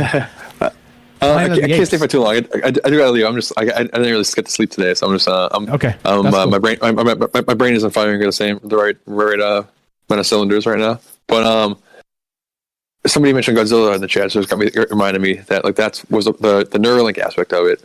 Was the plot of Godzilla vs. Kong. Like, kind of slight spoiler alert, but they got the bad guys, like this tech company, Apex, wanted to basically Neuralink Titan, so they have control over Titan and they can dominate the world and stuff. Or for the goal, their goal was for defense against the Titan, they want to have their own. And then they went the route of building a robot version of it, but in order to Neuralink it, they used an actual Titan skull that they found. Like they needed an actual piece of the Titan and stuff. But then when it happened, when they did it, it fried, went haywire, and got its own sentience. So you can say, like, did the robot, like, what is it that went sentient? It was being controlled by like a human, like a machine, like a Power Ranger kind of controlling a Megazord. But then it like fried and went on its own. So is that an AI? Like the AI wasn't really controlling it. Is that the Titan skull? Is that like when the person like did something like digital, etherical sneak into whatever they made during this process? Or like the fusion between technology and genetic. I mean, in actual biology, like was able to like let something in. and it ran amok. So it's like, what if that's like part of the experimentation? Like they're trying to. Yeah, I don't know. It's nightmarish. It's nightmarish, and yeah, I don't know. I think that's a good way to put it. Nightmarish. Derek, you're the best, brother. Thanks for inspiring this. Like I said, this is all your damn fault. So if you're like, how did we get here? You. No. I'm just sorry. I couldn't come with more ammunition. You caught me off guard, and I didn't have any time to like prepare. So I feel like I'm rambling, talking about nothing. But no, you're spot on. You're spot on. Derek here does a shit ton of podcasts. He's all over the place. He's on. If you can find it, you can find him on there. Derek, you're the best, brother. Thanks for inspiring this. Thanks for doing the thing. He's got a YouTube channel. Great show. Thank you. Appreciate it. Great call. Great take. Getting inspired by you. This is your fault. This is your fault. Have a great night. Sorry. Later, dude. Bye. You're fine. Have a great night. All right. He's got a YouTube channel. Check it out. Links in the description. It says follow Night Stalker here. That's Derek. And what are your thoughts? There you go. Like I said, we were kind of just having this. You can ask James. You can ask Daryl. They were both there last night. We were just kind of like kicking it. I was doing my taxes. I was like building up like my boiling belly of anger as I was just doing my taxes, and Derek was kind of just talking about, he's all, hey, Mike, what's on deck for Monday? I'm like, I have no clue, bro. And so he started talking about this idea of sort of this not really Bigfoot, not really hybrids. He was talking about animals and, like sort of like how we sort of haven't been able to do the thing, like find there's some disconnect somewhere out there between a lot of this. And, so he was kind of like kicking out some ideas, and we were just talking in general terms. And of course, right, he says it. I'm like, oh, I remember an article from 2.5 weeks ago where they talked about exactly this right here. Are there any giant animals humans haven't discovered yet? This is from Science Alert. And I was like, yeah, cool. That seems legit. That seems exactly what Derek was kind of talking about. But then he was taking it in terms of, like he said, Agartha tonight. Like, not just that, though. But then I was like, wait, hold on. So if we're talking Bigfoot, and again, the UFO circle jerk, I said it. They're like, let's get together tonight and talk about Bigfoot. What is a Bigfoot? And they read the stories and they get close to the microphone. And look, I'm not going to call out names. But why? Why do people go like this in the microphone and go,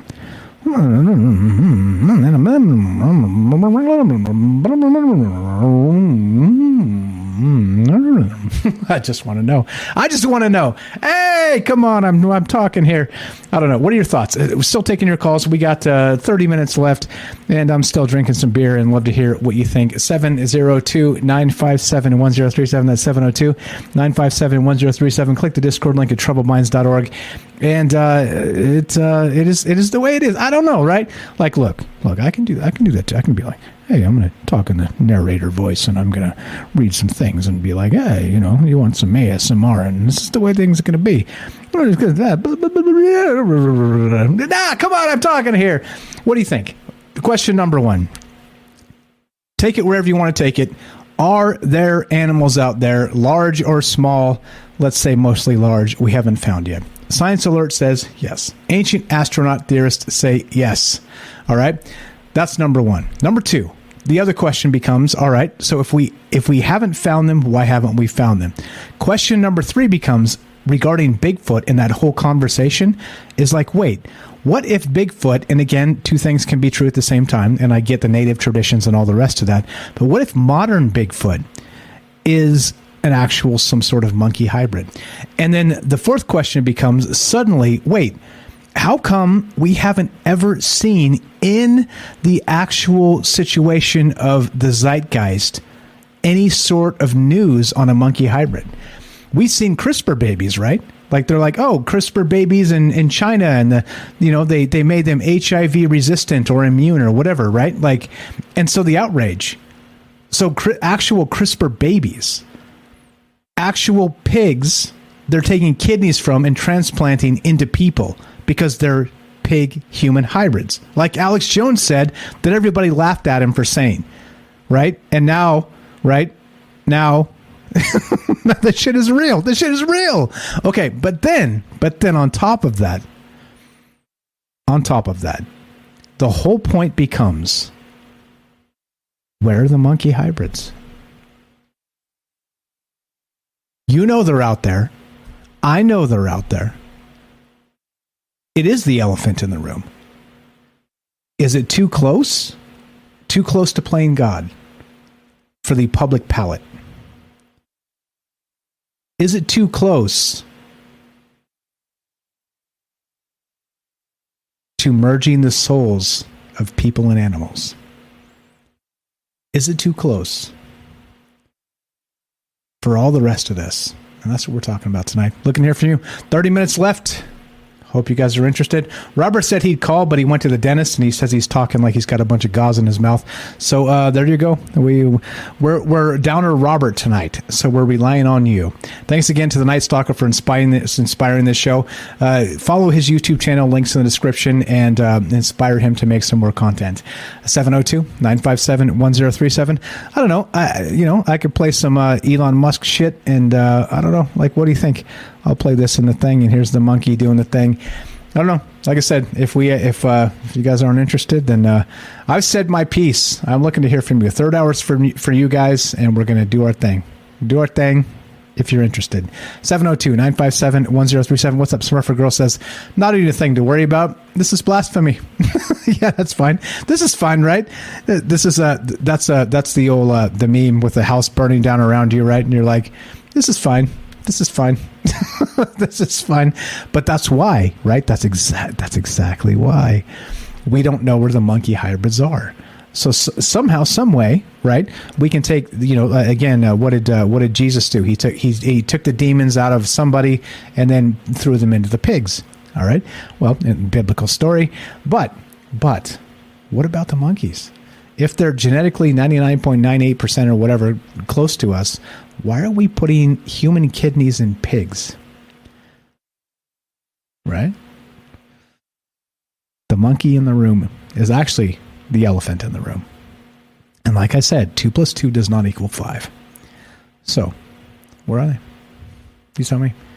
I said the things I needed to say tonight. I made my case. I rest my case.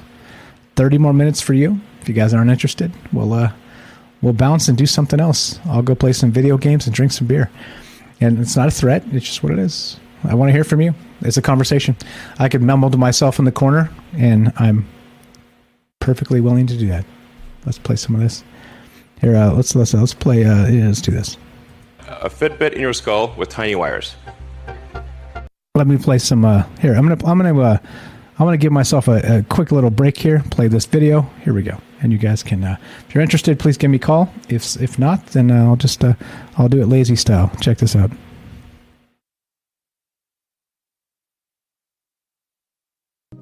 He's a 9-year-old macaque who had a Neuralink placed in each side of his brain about 6 weeks ago. If you look carefully, you can see that the fur on his head hasn't quite fully grown back yet. He's learned to interact with a computer for a tasty banana smoothie delivered through a straw. He's focused, and he's playing entirely of his own volition. It's not magic. The reason Neuralink works is because it's recording and decoding electrical signals from the brain. First, we calibrate the decoder by recording neural activity as Pager uses the joystick to move a cursor to targets presented on the screen. As he's playing this game, we're wirelessly streaming, in real time, the firing rates from thousands of neurons to a computer. Using these data, we calibrate the decoder by mathematically modeling the relationship between patterns of neural activity and the different joystick movements they produce. After only a few minutes of calibration, we can use the output from the decoder to move the cursor instead of the joystick. Pager still moves the joystick out of habit, but as you can see, it's unplugged. He's controlling the cursor entirely with decoded neural activity.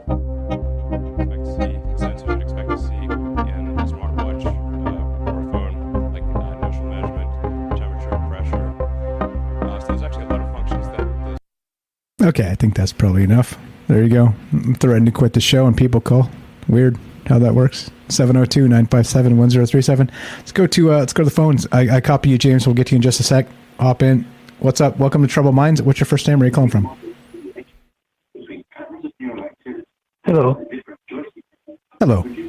Good evening. Victor? I'm guessing. Yeah, you're on. You're on. I'm Mike. I'm me, you're you. Together we're us. I got your back. Is this Victor? Victor in California? This is Victor. Victor, go right ahead. What are your thoughts tonight? Oh, so many thoughts. I don't know where to start, and I don't know what to even say. But I was looking at the monkey. I think we all, it sounds stupid, but I think we're all like some type of monkey. Like whoever created us, the creator created whoever created us. That's what I think. Like whoever, we are somebody, right? We are created. So whoever created us, the creator create. How do I say it? I'm just sounding so stupid. It's like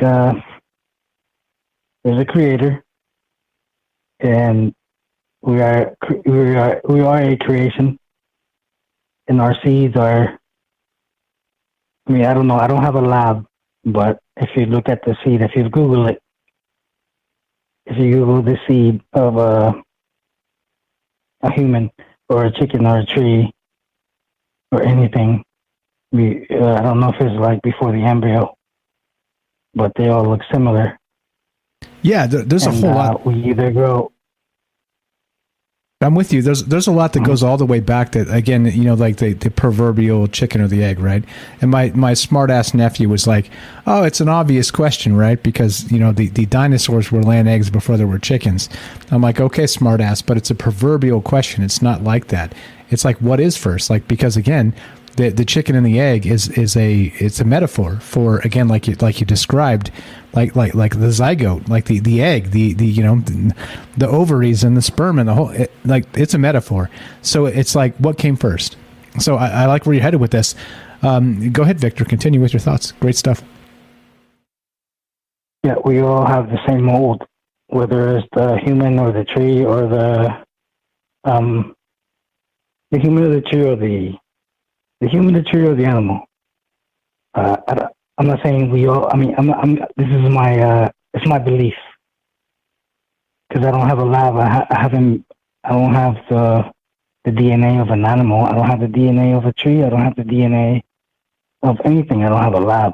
But if I could bring it into a lab, maybe I can, prove it. But when I Google stuff, it's what it seems like, and it's not far from, like, if you look at all of us, we either do have limbs or branches or wings or what would you call, like a monkey, like a paw, like a cat paw or a hand, and some animals like a raccoon or a monkey do have like the 5 fingers or whatever they could grip. But not the opposable thumb, right? That's supposedly what differentiates us. But you're right; they got the 5 full digits. You're correct. Yeah. Mm-hmm. Yeah, I don't know what the opposable thumb is.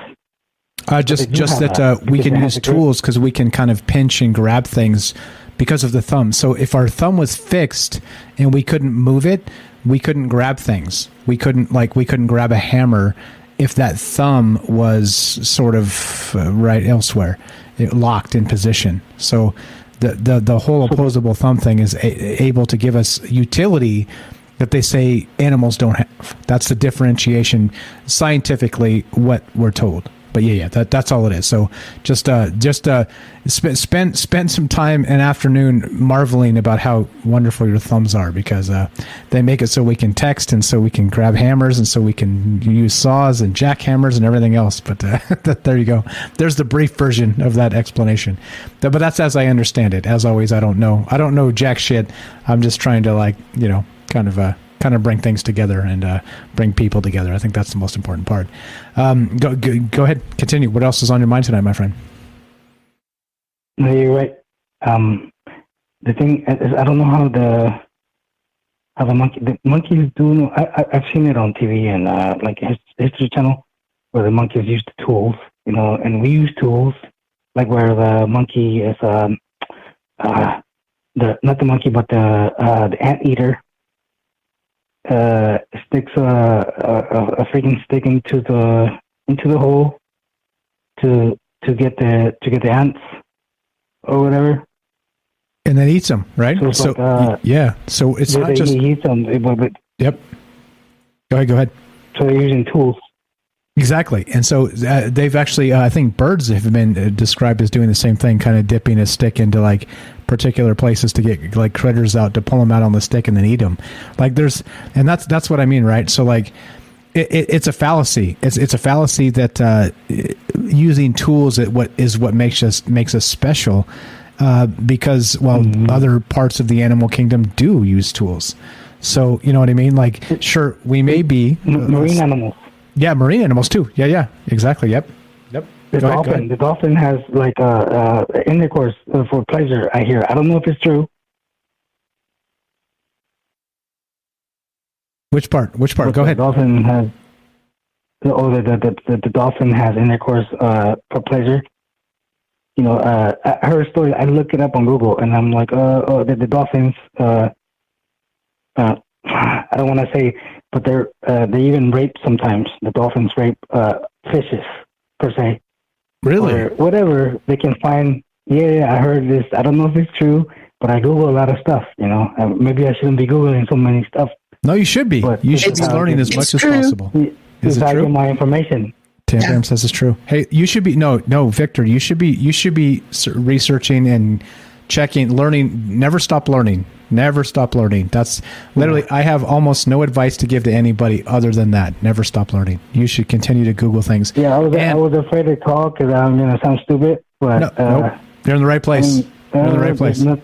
There's nothing that I can say right now to sound stupid. It's reality. We're living in reality right now. There's the freaking, what do you call it? The UAPs or the UFOs. Yep. I've been looking up this stuff since I was in middle school, and I was born in 1986. And it's like I'm 30 whatever years old. I lost count because I don't keep up with my birthday. You and me both. I'm as old as you are, my friend. I was born the same year. Yeah, we're the same age. And it's like, I'm much older. I'm much older. I'm just kidding. Because I don't keep track either. Here's some other. I'm not in the process or game of giving advice, but here's another one. The great Michael Savage said, we talked about this on our show on Saturday with James when we kind of did the Upside Down show. The great Michael Savage, a radio personality, said this: never let an old person live in your body. And so it doesn't matter how old you are. It's in your heart, it's in your mind, and it's in your spunk. Let it roll, brother. Victor, how did you find this show, my friend? How did you find Troubled Minds? I don't remember. I think it was Spotify or YouTube. Okay, sweet. Fair enough. Also through Joe Rogan and stuff like that. I'll just be looking stuff up. Okay, all right. So let me ask you then, do you think after listening to us kind of just kicking around some ideas, do you feel more or less crazy? I mean, I don't. I think crazy is good. I'm just saying you're in the right place. To a certain extent. I'm not accusing you of being crazy. I'm just saying, look, like the thoughts you have and the ideas of you kind of chasing down rabbit holes of particular things, it's good. It's a good thing. Like, again, don't ever stop learning. Don't ever stop learning. And so I didn't mean crazy as a negative or a derogatory. I meant, look, there are people that think similar things that you think. Keep on trucking, my brother. Don't give up. Keep learning as much as you can, and keep trying to apply it to being human and being good to each other. That's my opinion. You're the best. Thank you so much for the phone call tonight. Yeah, go ahead. What else you got? Oh, sorry, one more thing. Like, I think, I don't know. I've never been. I've been in commercial planes, and I see the world as it is, but I don't. It's just a lot of land. I don't think. When we see the world on TV or when we fly commercial planes, I don't think we're seeing the real world as it is. I mean, we don't know what the actual map looks like. That's just my thought. I don't know. but I'm guessing that it's bigger than what we see on TV or when we fly commercial planes, because they have everything controlled, right? Whoever they are, I don't know. You're in the right place. You're in the right place, bro. You are totally in the right place. Don't stop questioning. Look, again, more.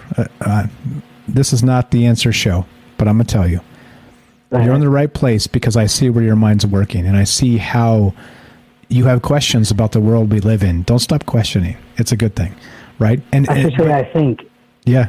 Yeah, I think that they have everything controlled. I shouldn't say that they have. I think they have, because I don't know. It's hard to say.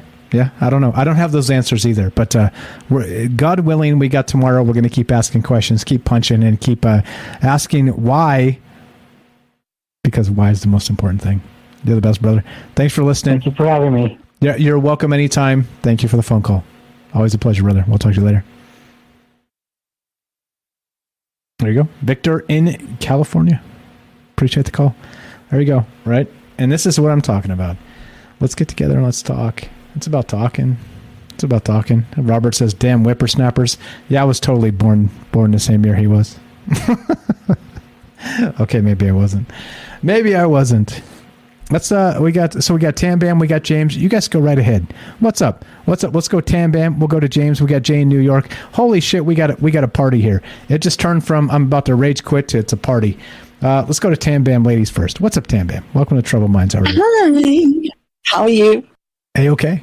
Doing good. I got no complaints. How about you? Oh, that's nice. I like to hear that. Grateful for everything, right? Yeah, trying to be. You know, it's like you can choose to be one or the other, and it's like if you want to bitch and moan about everything, fine. But you're just a cantankerous asshole, and why? You're bringing us all down. Let's be grateful for the things we have. Let's be grateful that World War III hasn't broken out. Let's be grateful that there's no EMP or a coronal mass ejection that has like brought us back to this stone age. Let's be grateful for something, for fuck's sakes. Hey, high five. Welcome. But World War III, shitballs, you know, when I see it on The Simpsons, it scares me because they've been pretty accurate up until now, right? And then they have World War III on The Simpsons. And then I'm thinking, oh, shitballs. Like, why? They've been on the game. Anyway, what do you think about this idea of this back to the what? So let me ask you, Tam, where are the monkey hybrids? So we've made the pigs, the human pig hybrids, taken the kidneys out of these things and put them in people. Where are the monkey hybrids, Tam? The elephant in the room tonight is the monkeys. What the fuck? Like, literally, genetically, it makes sense. So where are they? Well, I haven't listened to the whole show because obviously fuck daylight savings, right? So you must just forgive me if I repeat stuff. But the monkey hybrids, why would they let them out?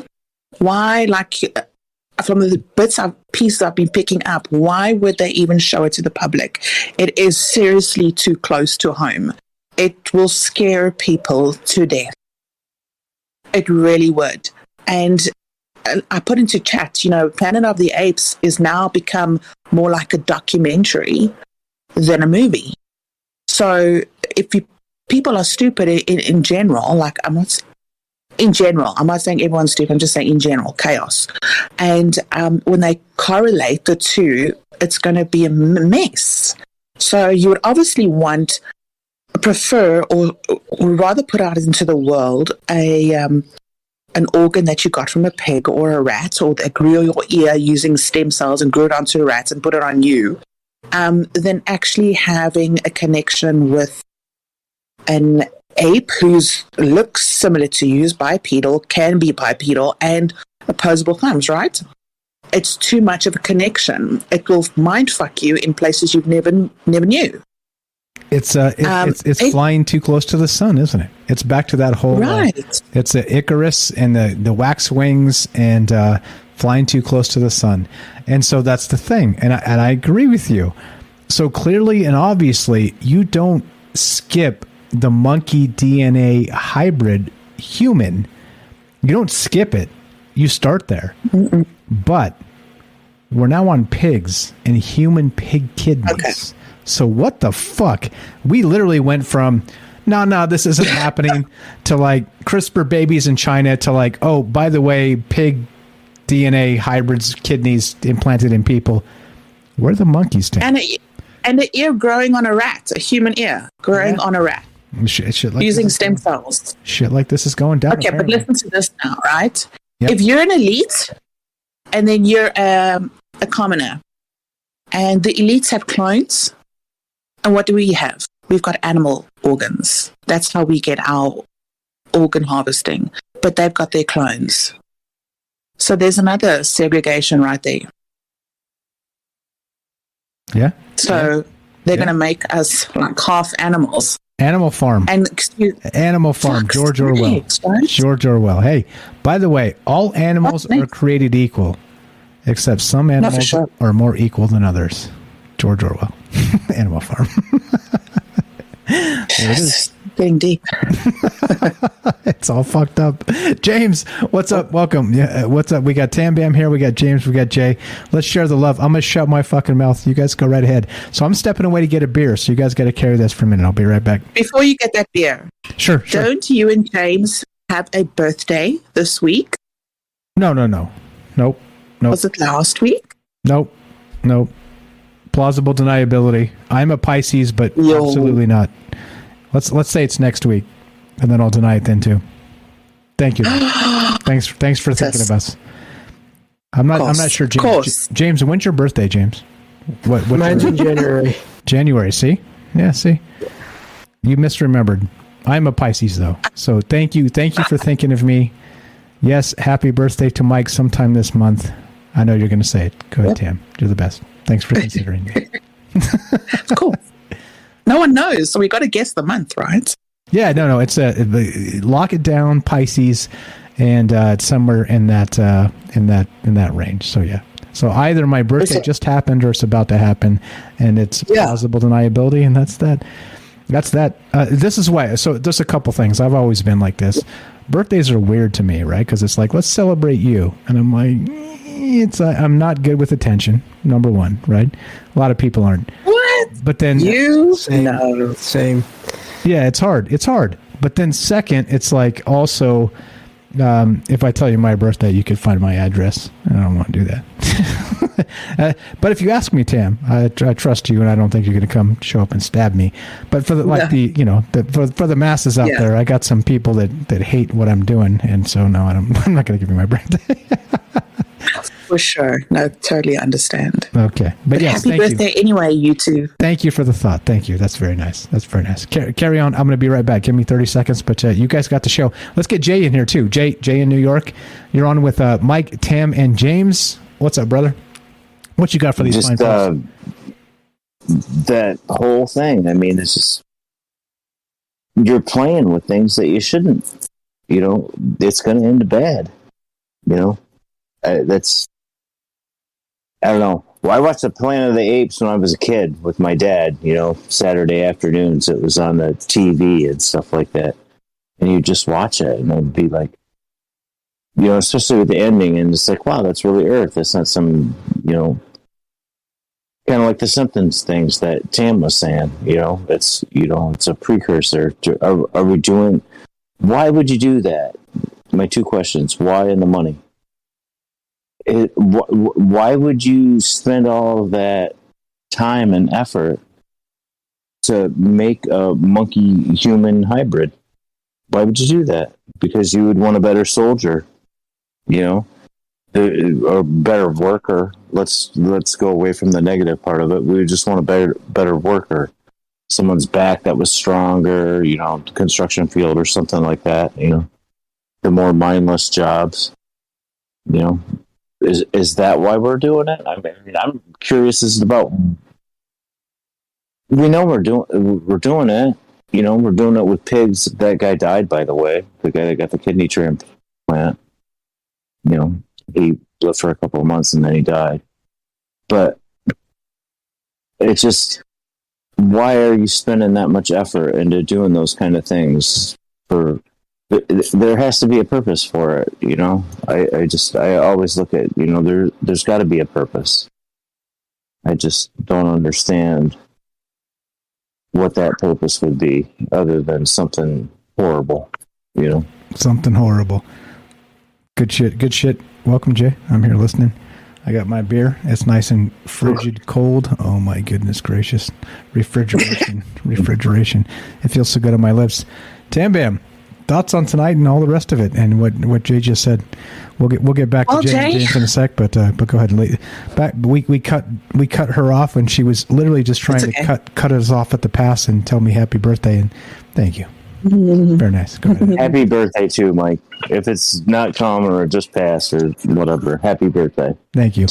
We'll just celebrate it all month because I'm a greedy fuck like that. I used to take my birthday month off. My birthday's in August, by the way. But so I used to take the whole month off and work on my house every August. That's what I did. Sorry, I'm not working. I'm working on my house. Nice. So, nice. Happy birthday. Thank you. Very nice. Go ahead, Tam Bam. What else you got for us tonight? We're the monkey hybrids. Well, they're not going to show us. Obviously not. So, Jay, the reason why they do this is because there's too much money and boredom. And scientists like to take risks, and they'll do anything for funding. So here come the theorists who come and they have this idea. They put it on paper. They put it forward. And then you get the practical scientists to put it in application, right? Who do all the testing and get all the funding. You want to know where your fucking tax money is going? To monkey hybrids. Monkey hybrids. I thought it was a $40,000 hammer. Yeah, no, a $20,000 toilet seat, right? Exactly, or the other way around. Yeah. Maybe the hybrid monkey is playing with the $20,000 hammer. Using the $40,000 toilet seat. Because of course. Yeah. Hey, I don't know this. Does anybody know this? Can you I guess if you could potty train cats and dogs, would a chimpanzee literally hop on the John and take a shit and wipe his ass and flush the toilet? Does anybody know this? I have the just from that question right there, I would say 100% yes. Yeah, you could train. Yeah, you train an animal of that, a chimpanzee or orangutan or something like that to actually use the restroom. I've seen videos of cats using toilets, and if you can do that for a cat. Yeah. Then, Listen, let's just get it out here. If you're a mom and you can train a toddler to do that, you can train fucking anything to do that. It is what. All right. They are the little things that run around your house when they're that tiny. They just color on your walls and poo places. My brother had his daughter when she was little. She decided that she was Picasso. That's actually the nickname for my sister, Picasso. I'm gonna use that. I'm stealing that. I'm stealing that. Picasso. I still call her it every once in a while. That is hilarious. That's fantastic. That hit me right in the funny bone. Shit. Because you've been there. You're like, oh my God, what are you doing? I resonate. That's the thing. I had a Picasso. What are you doing? That's so funny. Yeah. God love them. Really. It keeps us alive and makes us old fast. Oh, yes. I don't know. It's beautiful. I really think, all that, I look at what we have as far as empty warehouse space and old factories and stuff like that. Do you know how easy it would be to build whatever kind of lab you wanted there, to do whatever you wanted there? Some teeny tiny little town on the outskirts or something like that. Go 50 people a job. Tell them to keep their mouth shut. Pay them a lot of money. Get a government grant. Do whatever it is that you're doing. Whether it's... Sorry. Go ahead, James. Even just places that warehouse districts in the cities. I mean, the only people that would go to those warehouses are the ones that have things there. And if you just buy one that's out in the middle of nowhere that all the other ones around it are empty, there you go. Just drive the same kind of trucks everybody else is driving in and out of there. No one will think anything different of it. Yeah. You know what the smart thing is they do is they make if they have this secret lab in a city somewhere, right? They will make, or just outside of the city, they will just make a normal building that looks like a house, black out the windows or something, and inside it will just look very average. And inside there is a whole laboratory. It's all over the world. In Virginia Beach, this is a fact because I actually helped build one of them. It's nothing nefarious or anything else like that. But the water pumping station and the sewage pumping station was right in the middle of a huge housing development of really nice homes. So they built a little bungalow. There's no walls or kitchen or bathroom or anything else like that in it. It's just something for the pumps. So it looks like it fits in the neighborhood. But it's just a little teeny tiny bungalow on the corner of it, you know. They spent that much money to do it because they wanted it, you know, they didn't want some brick industrial looking building in the middle of their fancy pants neighborhood. But it's the pumping station, you know. The guys show up there in their trucks all day long. They pull them in the garage so you don't have to see them when you drive by. And it's just it's a stupid pumping station for the water and sewer. What's that old cliche? That old cliche of when you want to hide something, you hide it in plain sight. Yeah, that's the best. The best place to hide is in plain sight. Do you know how many chocolates I've hidden from my husband? And right in front of his fucking eyes. Yeah. It's funny you say that. It's funny you say that. We just had so you're hiding chocolates from your husband. We just had my family here from Hawaii, and they brought like this really like nice box of chocolates and like all kinds of, you know, like that, the Hawaiian stuff. It's the good stuff. And so I brought the box in, and I was like, hey, I told my wife, she's working nights, so we're opposite schedule right now, so she didn't go. She was sleeping, but so I bring him in, and I'm like, hey, they sent this for you, blah, blah, blah, whatever. And she's like, okay, cool, thank you. And she's been eating the shit out of it. And she told me last night, she was like, Mike, you have to hide those from me. You take them and put them somewhere. I'm going to eat all of them. Please just hide them. Yeah. So I did. I hid them. I was a good husband, and I hid them. And they're someplace she will never look. That's a good husband. Boom, boom, boom. So where back to the conversation. Where are the monkey hybrids, Tam? What the fuck is going on with this? Am I off the rails?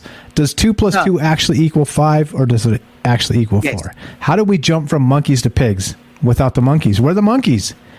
Where are the monkeys? Hidden. Hidden. They're hidden, right? Yeah, in plain sight. We just got to see it for what it is. And then also there's another animal who has 5 fingers with a weird opposable thumb, and that's a fucking raccoon. Yeah, those little bastards. Yeah, those little bastards will take your like trash can apart. They'll just open that shit up like they're people. It'd be like, what's in easy? Here? Yeah, I was a camp counselor for a long time. That little guy knew that he had to turn the latch and pull. He had to turn the little knob to pull the handle open to get into the footlocker in my tent. I sat and watched him. I was like, you little bastard. You just opened up my footlocker to steal my food. He knew it was in there. I watched him. He like watched me watch him. I'm stealing your food. You know? So I just started feeding him, you know? That was my solution. Instead of making him steal it, I just brought him the stuff I didn't want from dinner. Coexist, I suppose. You're a new child.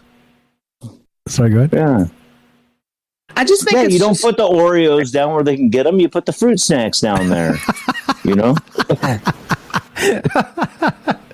They with the Oreos, they're going to have to figure out how to use a ladder. You know, stack up chairs and boxes and Lego contraptions and stuff. But I don't know. I mean, I'm not going to underestimate animals at all because, you know, I've had dogs that, like, basically talked. You know, I had a dog that would come up and she would bark and be, like, hungry, you know, almost audible.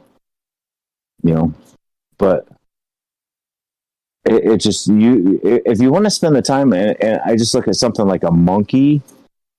If you wanted to fidget around with the DNA or do some, you know, CRISPR kind of crap, that obviously from the articles that you were posting in the show tonight, that's been going on since what, like 1910, 1920, that they've been admitting 1910. Go ahead. I challenge everybody to go again. Like if you want to like call this the sources sketchy, fine.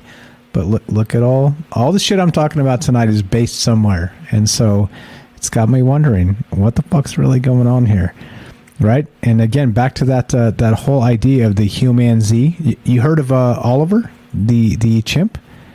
You heard of him? Yeah. Jay, or anybody? Yeah, I got lucky enough to catch the whole show today. Nice. You know, and I actually do think that I saw Oliver on Johnny Carson, live. Exactly. Who was a very human chimpanzee.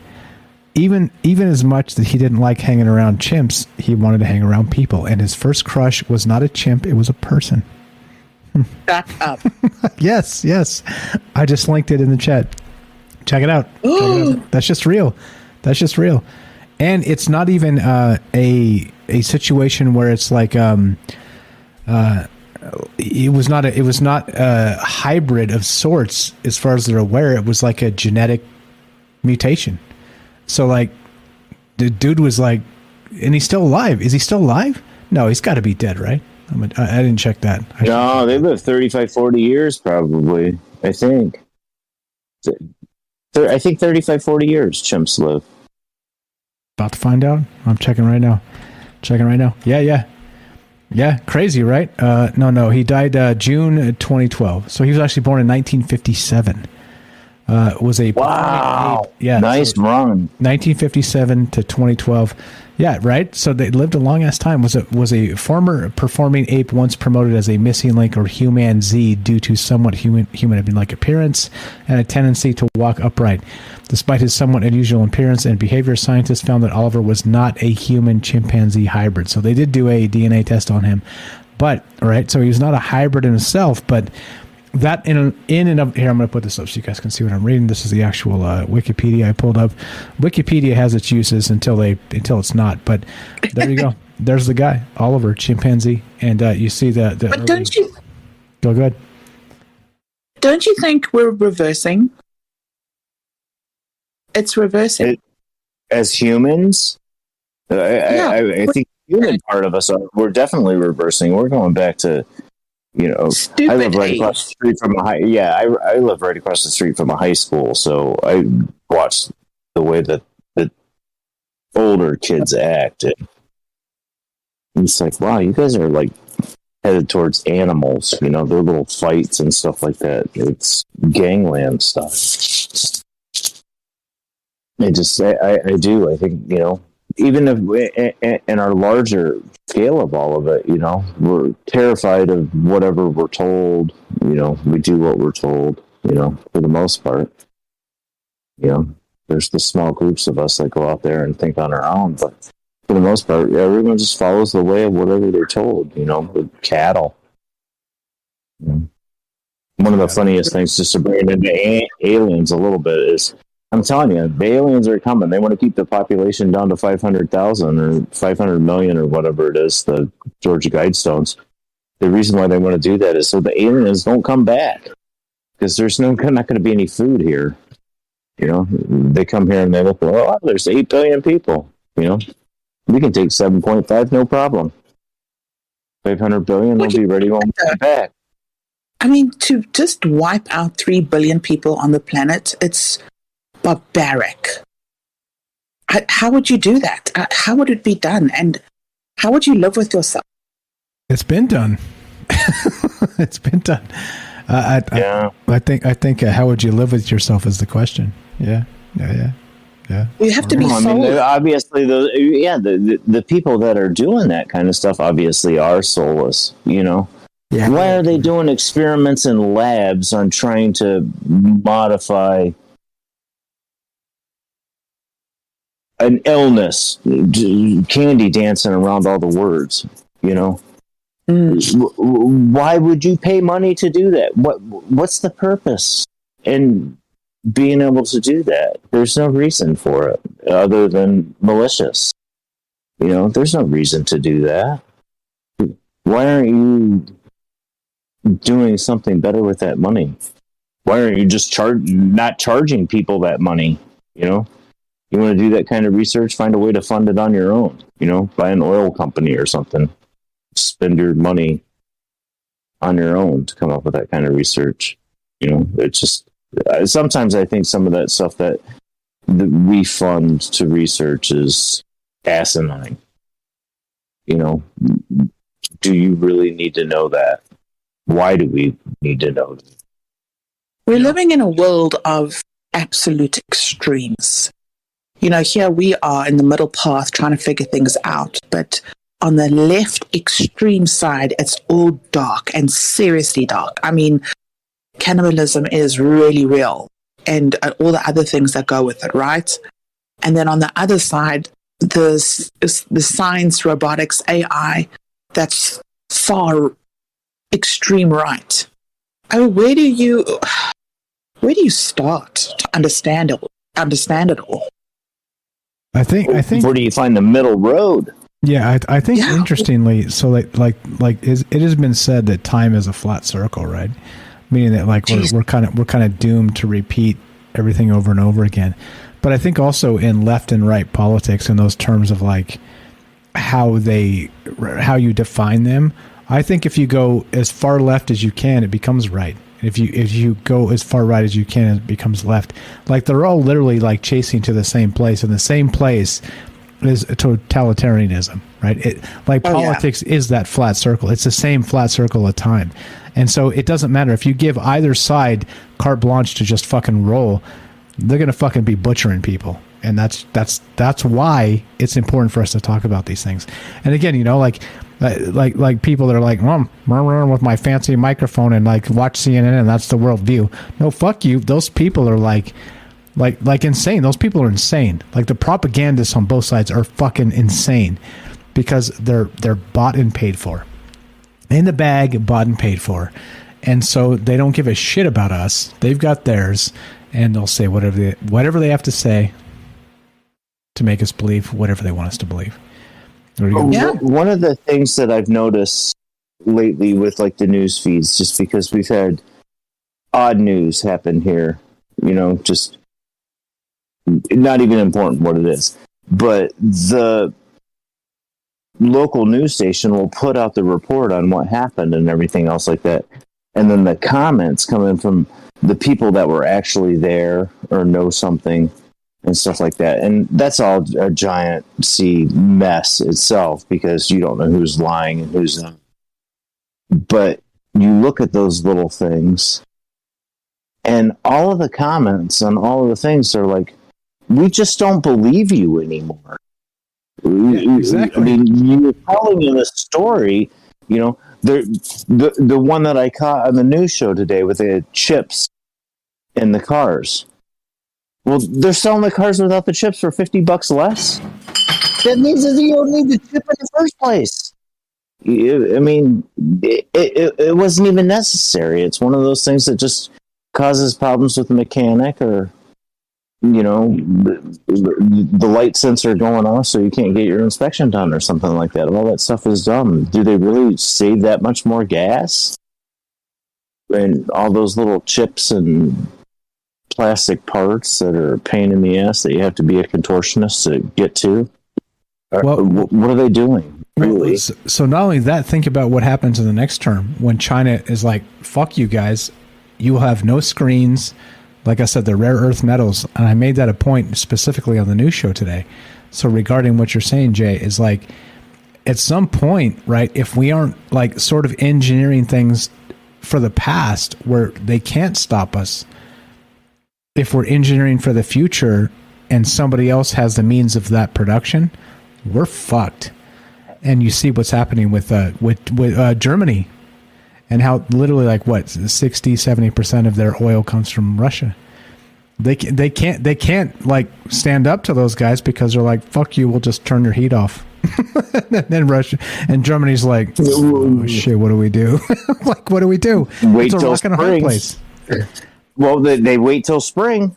Yeah, you know, and cross your fingers. Hopefully, you get it done before. Yeah, and get pray, done before winter. Yeah, pray the old people don't freeze to death. I mean, it's fucked. It's fucked. James, you had something there.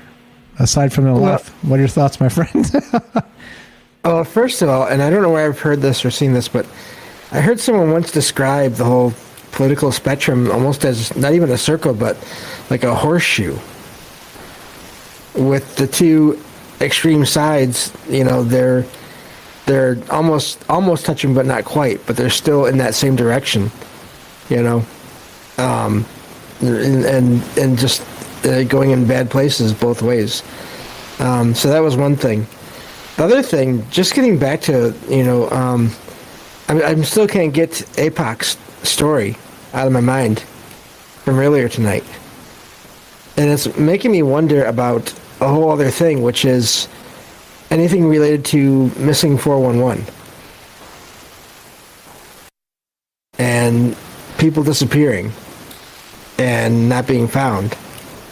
What if some of those, not all of them I don't think, obviously, but some of those are people being captured, and that's where they're going, is to these labs.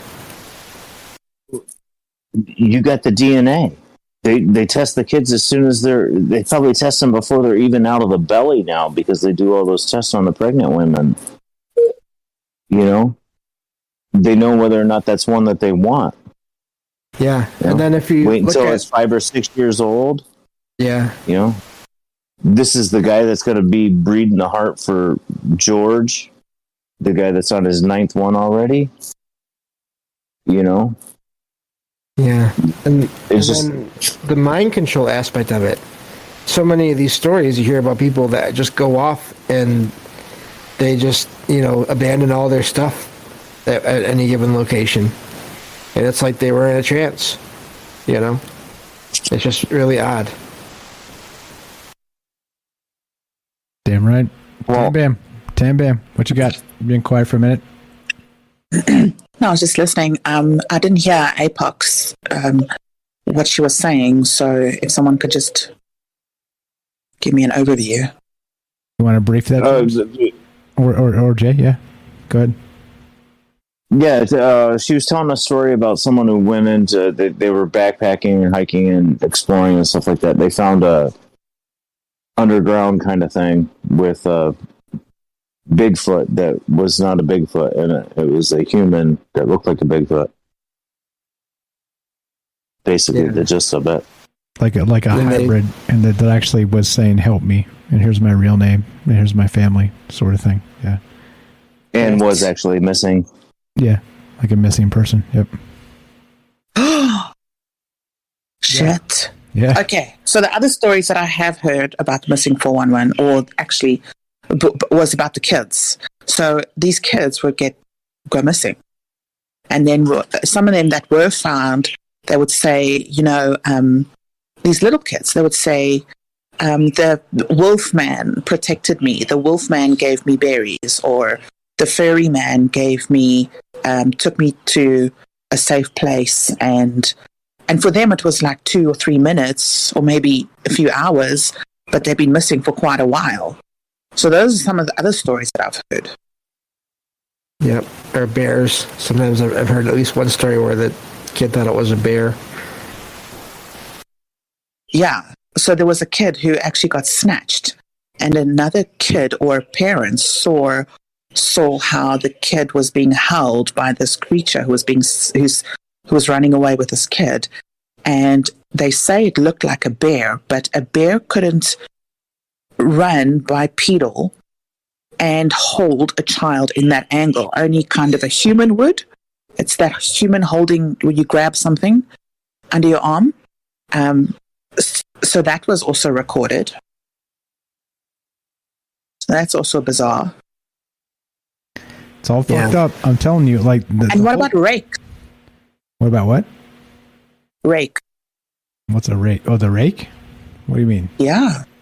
Like that? You know the rakes? So the cryptid right. rake? The cryptid the rake? Yeah. Okay, all right. I know what you're talking about. So if APOC was saying that, this thing in the underground lab was like half human saying this is my family, and it was a missing person, why wouldn't that also be the same for a rake? It was a missing human once upon a time, and completely genetically altered into this creature. Could be. Yeah. Interesting. And that's that. And that's that. How do you pick that person? I mean, is it someone who's in a brutal car accident or a hunting accident or something like that? They had no chance to survive. That's a good question. You're looking at a Wolverine situation. Wrong place, wrong time. Seriously. Yeah. Or right place, wrong time. Right. Right. Yeah, that's a good. The moral of the story: just don't go into the fucking woods alone. Because you I might do that all the time, Tam. No, because you might find a clown with like a machete. Oh shit! Yeah. There we go. Now we've done it. Now we've fucking done it. Now we've brought it back to clowns. No, I don't know. I don't fucking know. I don't know the answers here. But I'm just saying, like, doesn't it seem literally like in Orwellian terms we skipped some steps? Okay, and skipping steps means that the most obvious hybrid is a chimpanzee. And to date, currently in the zeitgeist or in science, they say it's only rumor that it's ever happened. And yet, we have pig kidneys being transplanted into people. So you see what I'm saying? 2 + 2 does not equal 5. There are human hybrid chimpanzees out there. But where are they? That's what I'm saying. What about the guy who had a human heart transplant? Yeah. Not human, pig heart transplant. Was it a heart? Yeah, he died. Did he die? Just a week or two ago, he died. It was really quiet. It was just like, we did this great scientific study. He did it. He lived for 2 months, but then he died. It could have been something else. Yeah, he was going to die anyway. I would take a pig. I would take a pig liver or kidney or whatever. Oh, yeah. If I was going to die, hey, you're going to die. Your liver's shut all the way down. You're going to die like in a week, buddy. Your toxins are going to go up. You're not going to make it. You want to try this pig liver? Sure. What the hell? Sure. Why not? Give me if it's a few more weeks or a few more months, I'll take it. Speaking of which, let's. So we had a friend of ours who used to be in the chat, and like not to speak ill of the past on, but some drama, some other people. I don't care. Like, that stuff is not me. As you guys know me, I don't care for drama. I don't. So I'm gonna just cast that aside. In the past, what's in the past is in the past. But we had a friend of ours pass away recently. Speaking of like kidney and liver issues, and then one individual by the name of Richard Diddler, who actually went. He spent some time with us chatting. He called in and talked to me a few times actually. He actually passed away this past weekend, and so just a reminder that tomorrow is not. It's guaranteed. Guaranteed. Thank you. It's not guaranteed. Tomorrow's not guaranteed. It's a nice Jaguar in the sky. Hopefully he's up there driving around in the nice Jaguar. Exactly right. Exactly. In the sky. Yep. And so exactly. So peace and love to his family. I hope they find some solace in that he's maybe no longer hurting. And to Richard, I hope that you found whatever answers you were seeking, and that's that. And yeah, just want to say, just shout out to Richard Diddler, whatever his real name was. Everybody uses online pseudonyms or whatever, but just wanted to point out, hug your loved ones. You don't know what tomorrow brings. It's one of those things, we like to live life like tomorrow is guaranteed, and it's not. Thanks for the term there, Tam. So yeah. Yeah, never miss an opportunity to say I love you. Amen. Because you never get that time back. You'll never get it back, and you can't live a life with regret. And all you had to do was just say that one last "I love you." So just live your life like it matters. It matters. Yep, 100%. Let's roll it up. Anybody else got anything here? Let's. Who wants to begin? We'll go to all of you guys. I don't want to cut you off. And as you know me, I'm not scared. We'll go as long as we need. Who's got what? Let's roll it. I'm not scared. I know. That's why I love you, because you're not scared. I'm surprised I love you. I'm and not the fam. scared. You and the fam. Love to you Yeah. and the fam, because you're not scared, Tam Bam. Go right ahead. If you're scared, you have to say you're scared. I That's am all not it scared. is. Let's not be. It's okay to be let's not scared. It's okay to be scared. I live in It's South a- Africa. We can handle a lot. No, but I Listen, do. Sorry, James, carry on.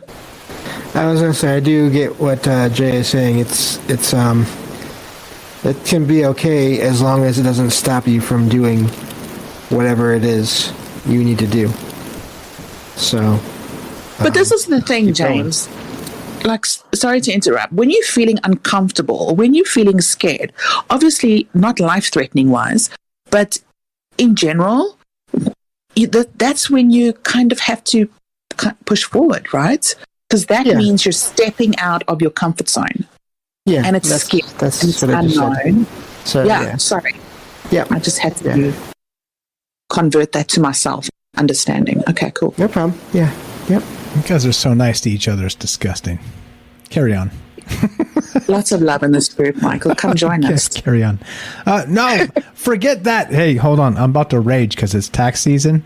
The Ides when is the Ides of March? The Ides of March is what, tomorrow?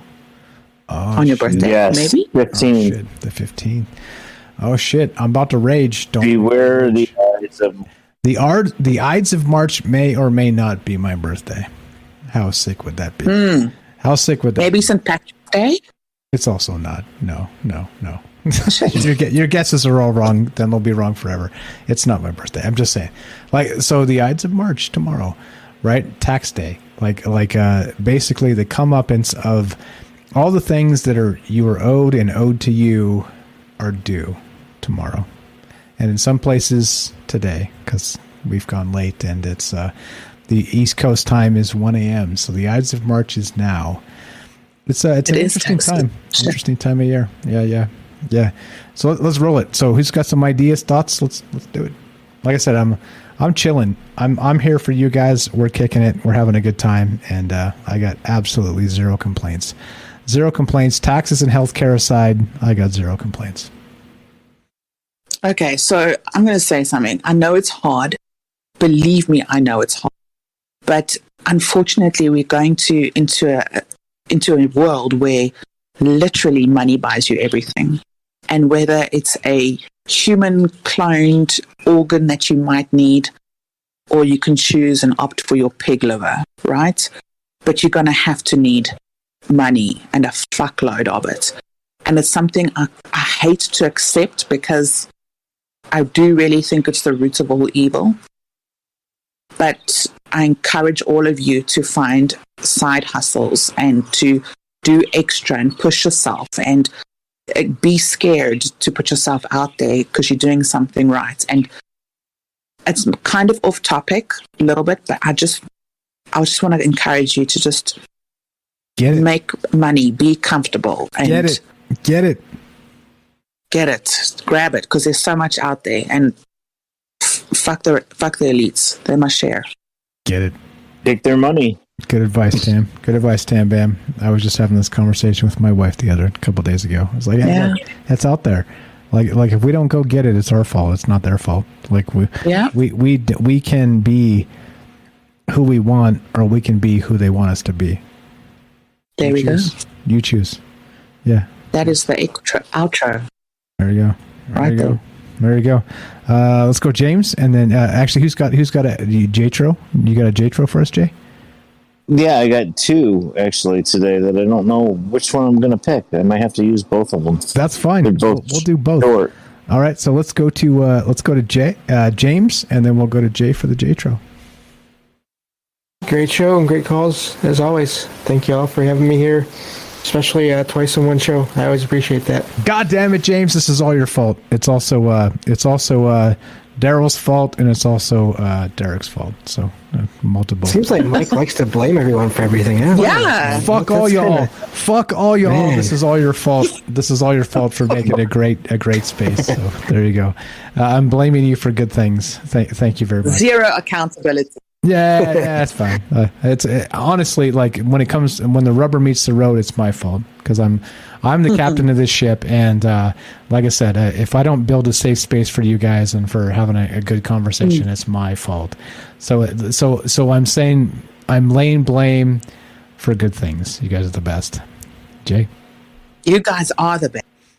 100%. It's just, I love the whole mental yoga aspect of it all. You know, it's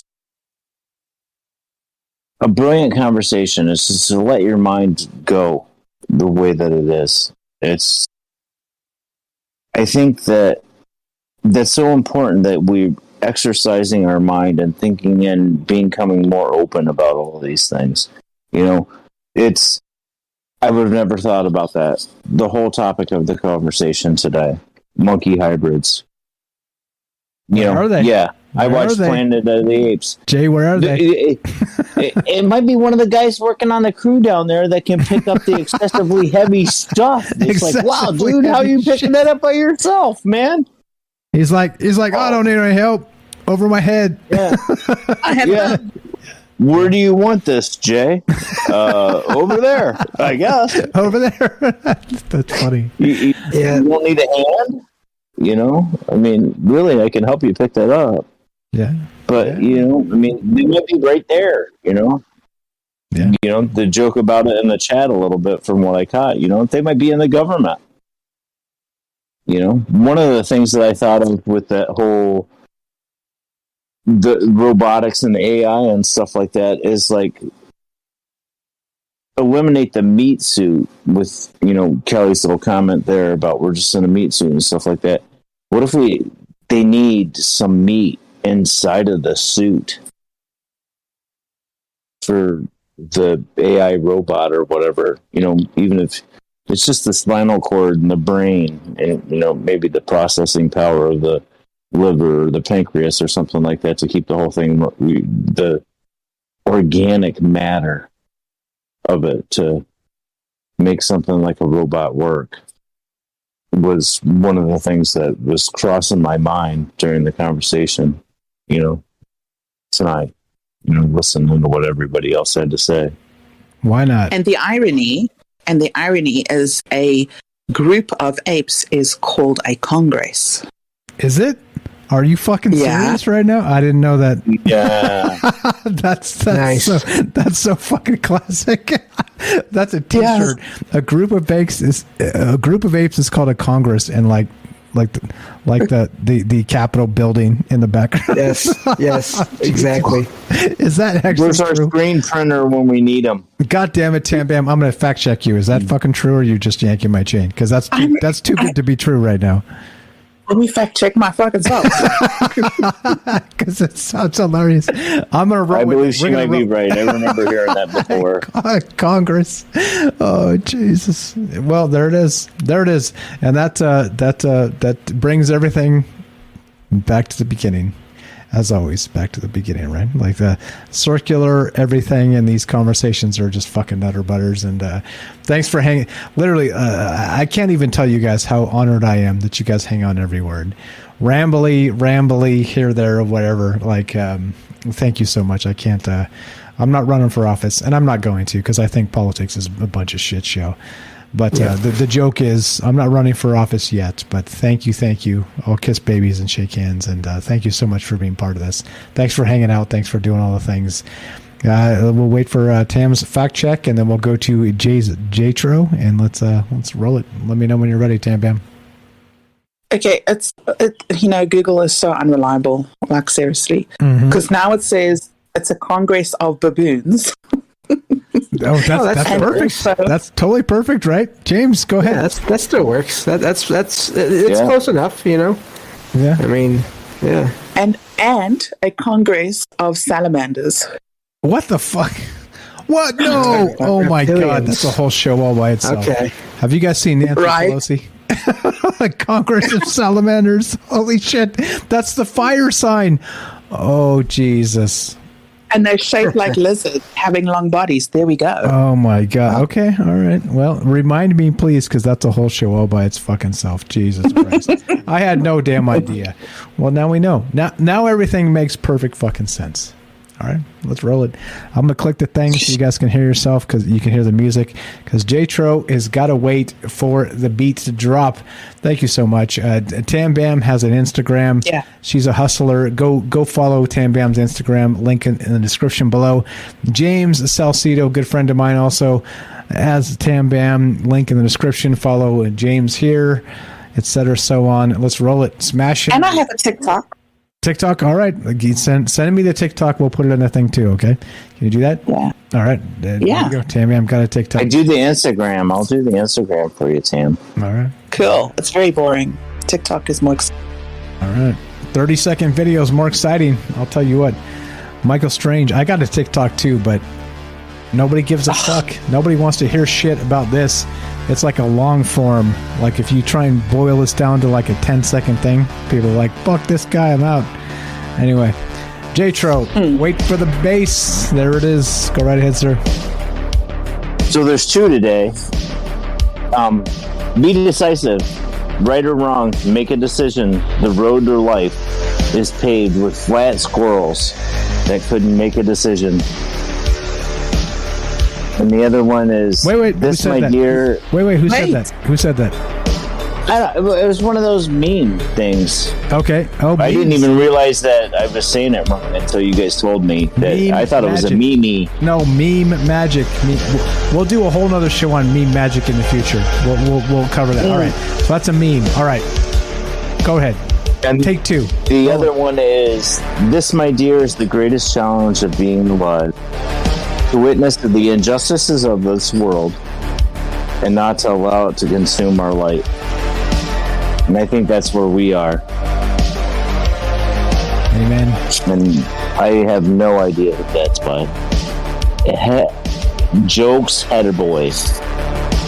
Fair enough. If I'm saying it right. Fair enough. 15 seconds, Tam. 15 seconds. James, go Tam. Get the hell out of here.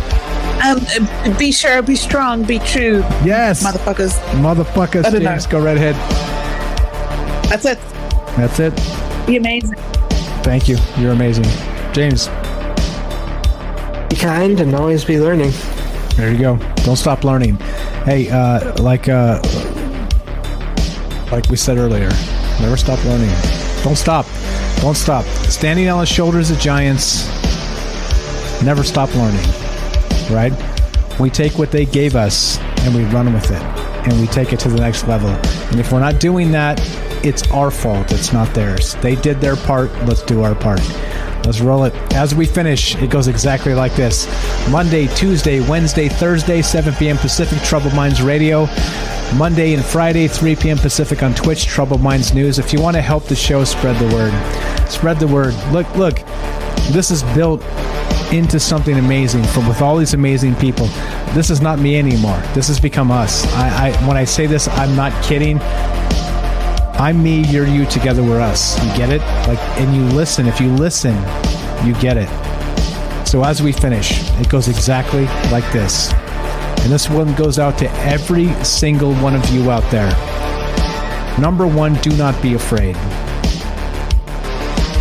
Number two, be sure, be strong, be true. Thank you for listening. From our troubled minds to yours, how about my timing? Have a great night. Ow. Ow.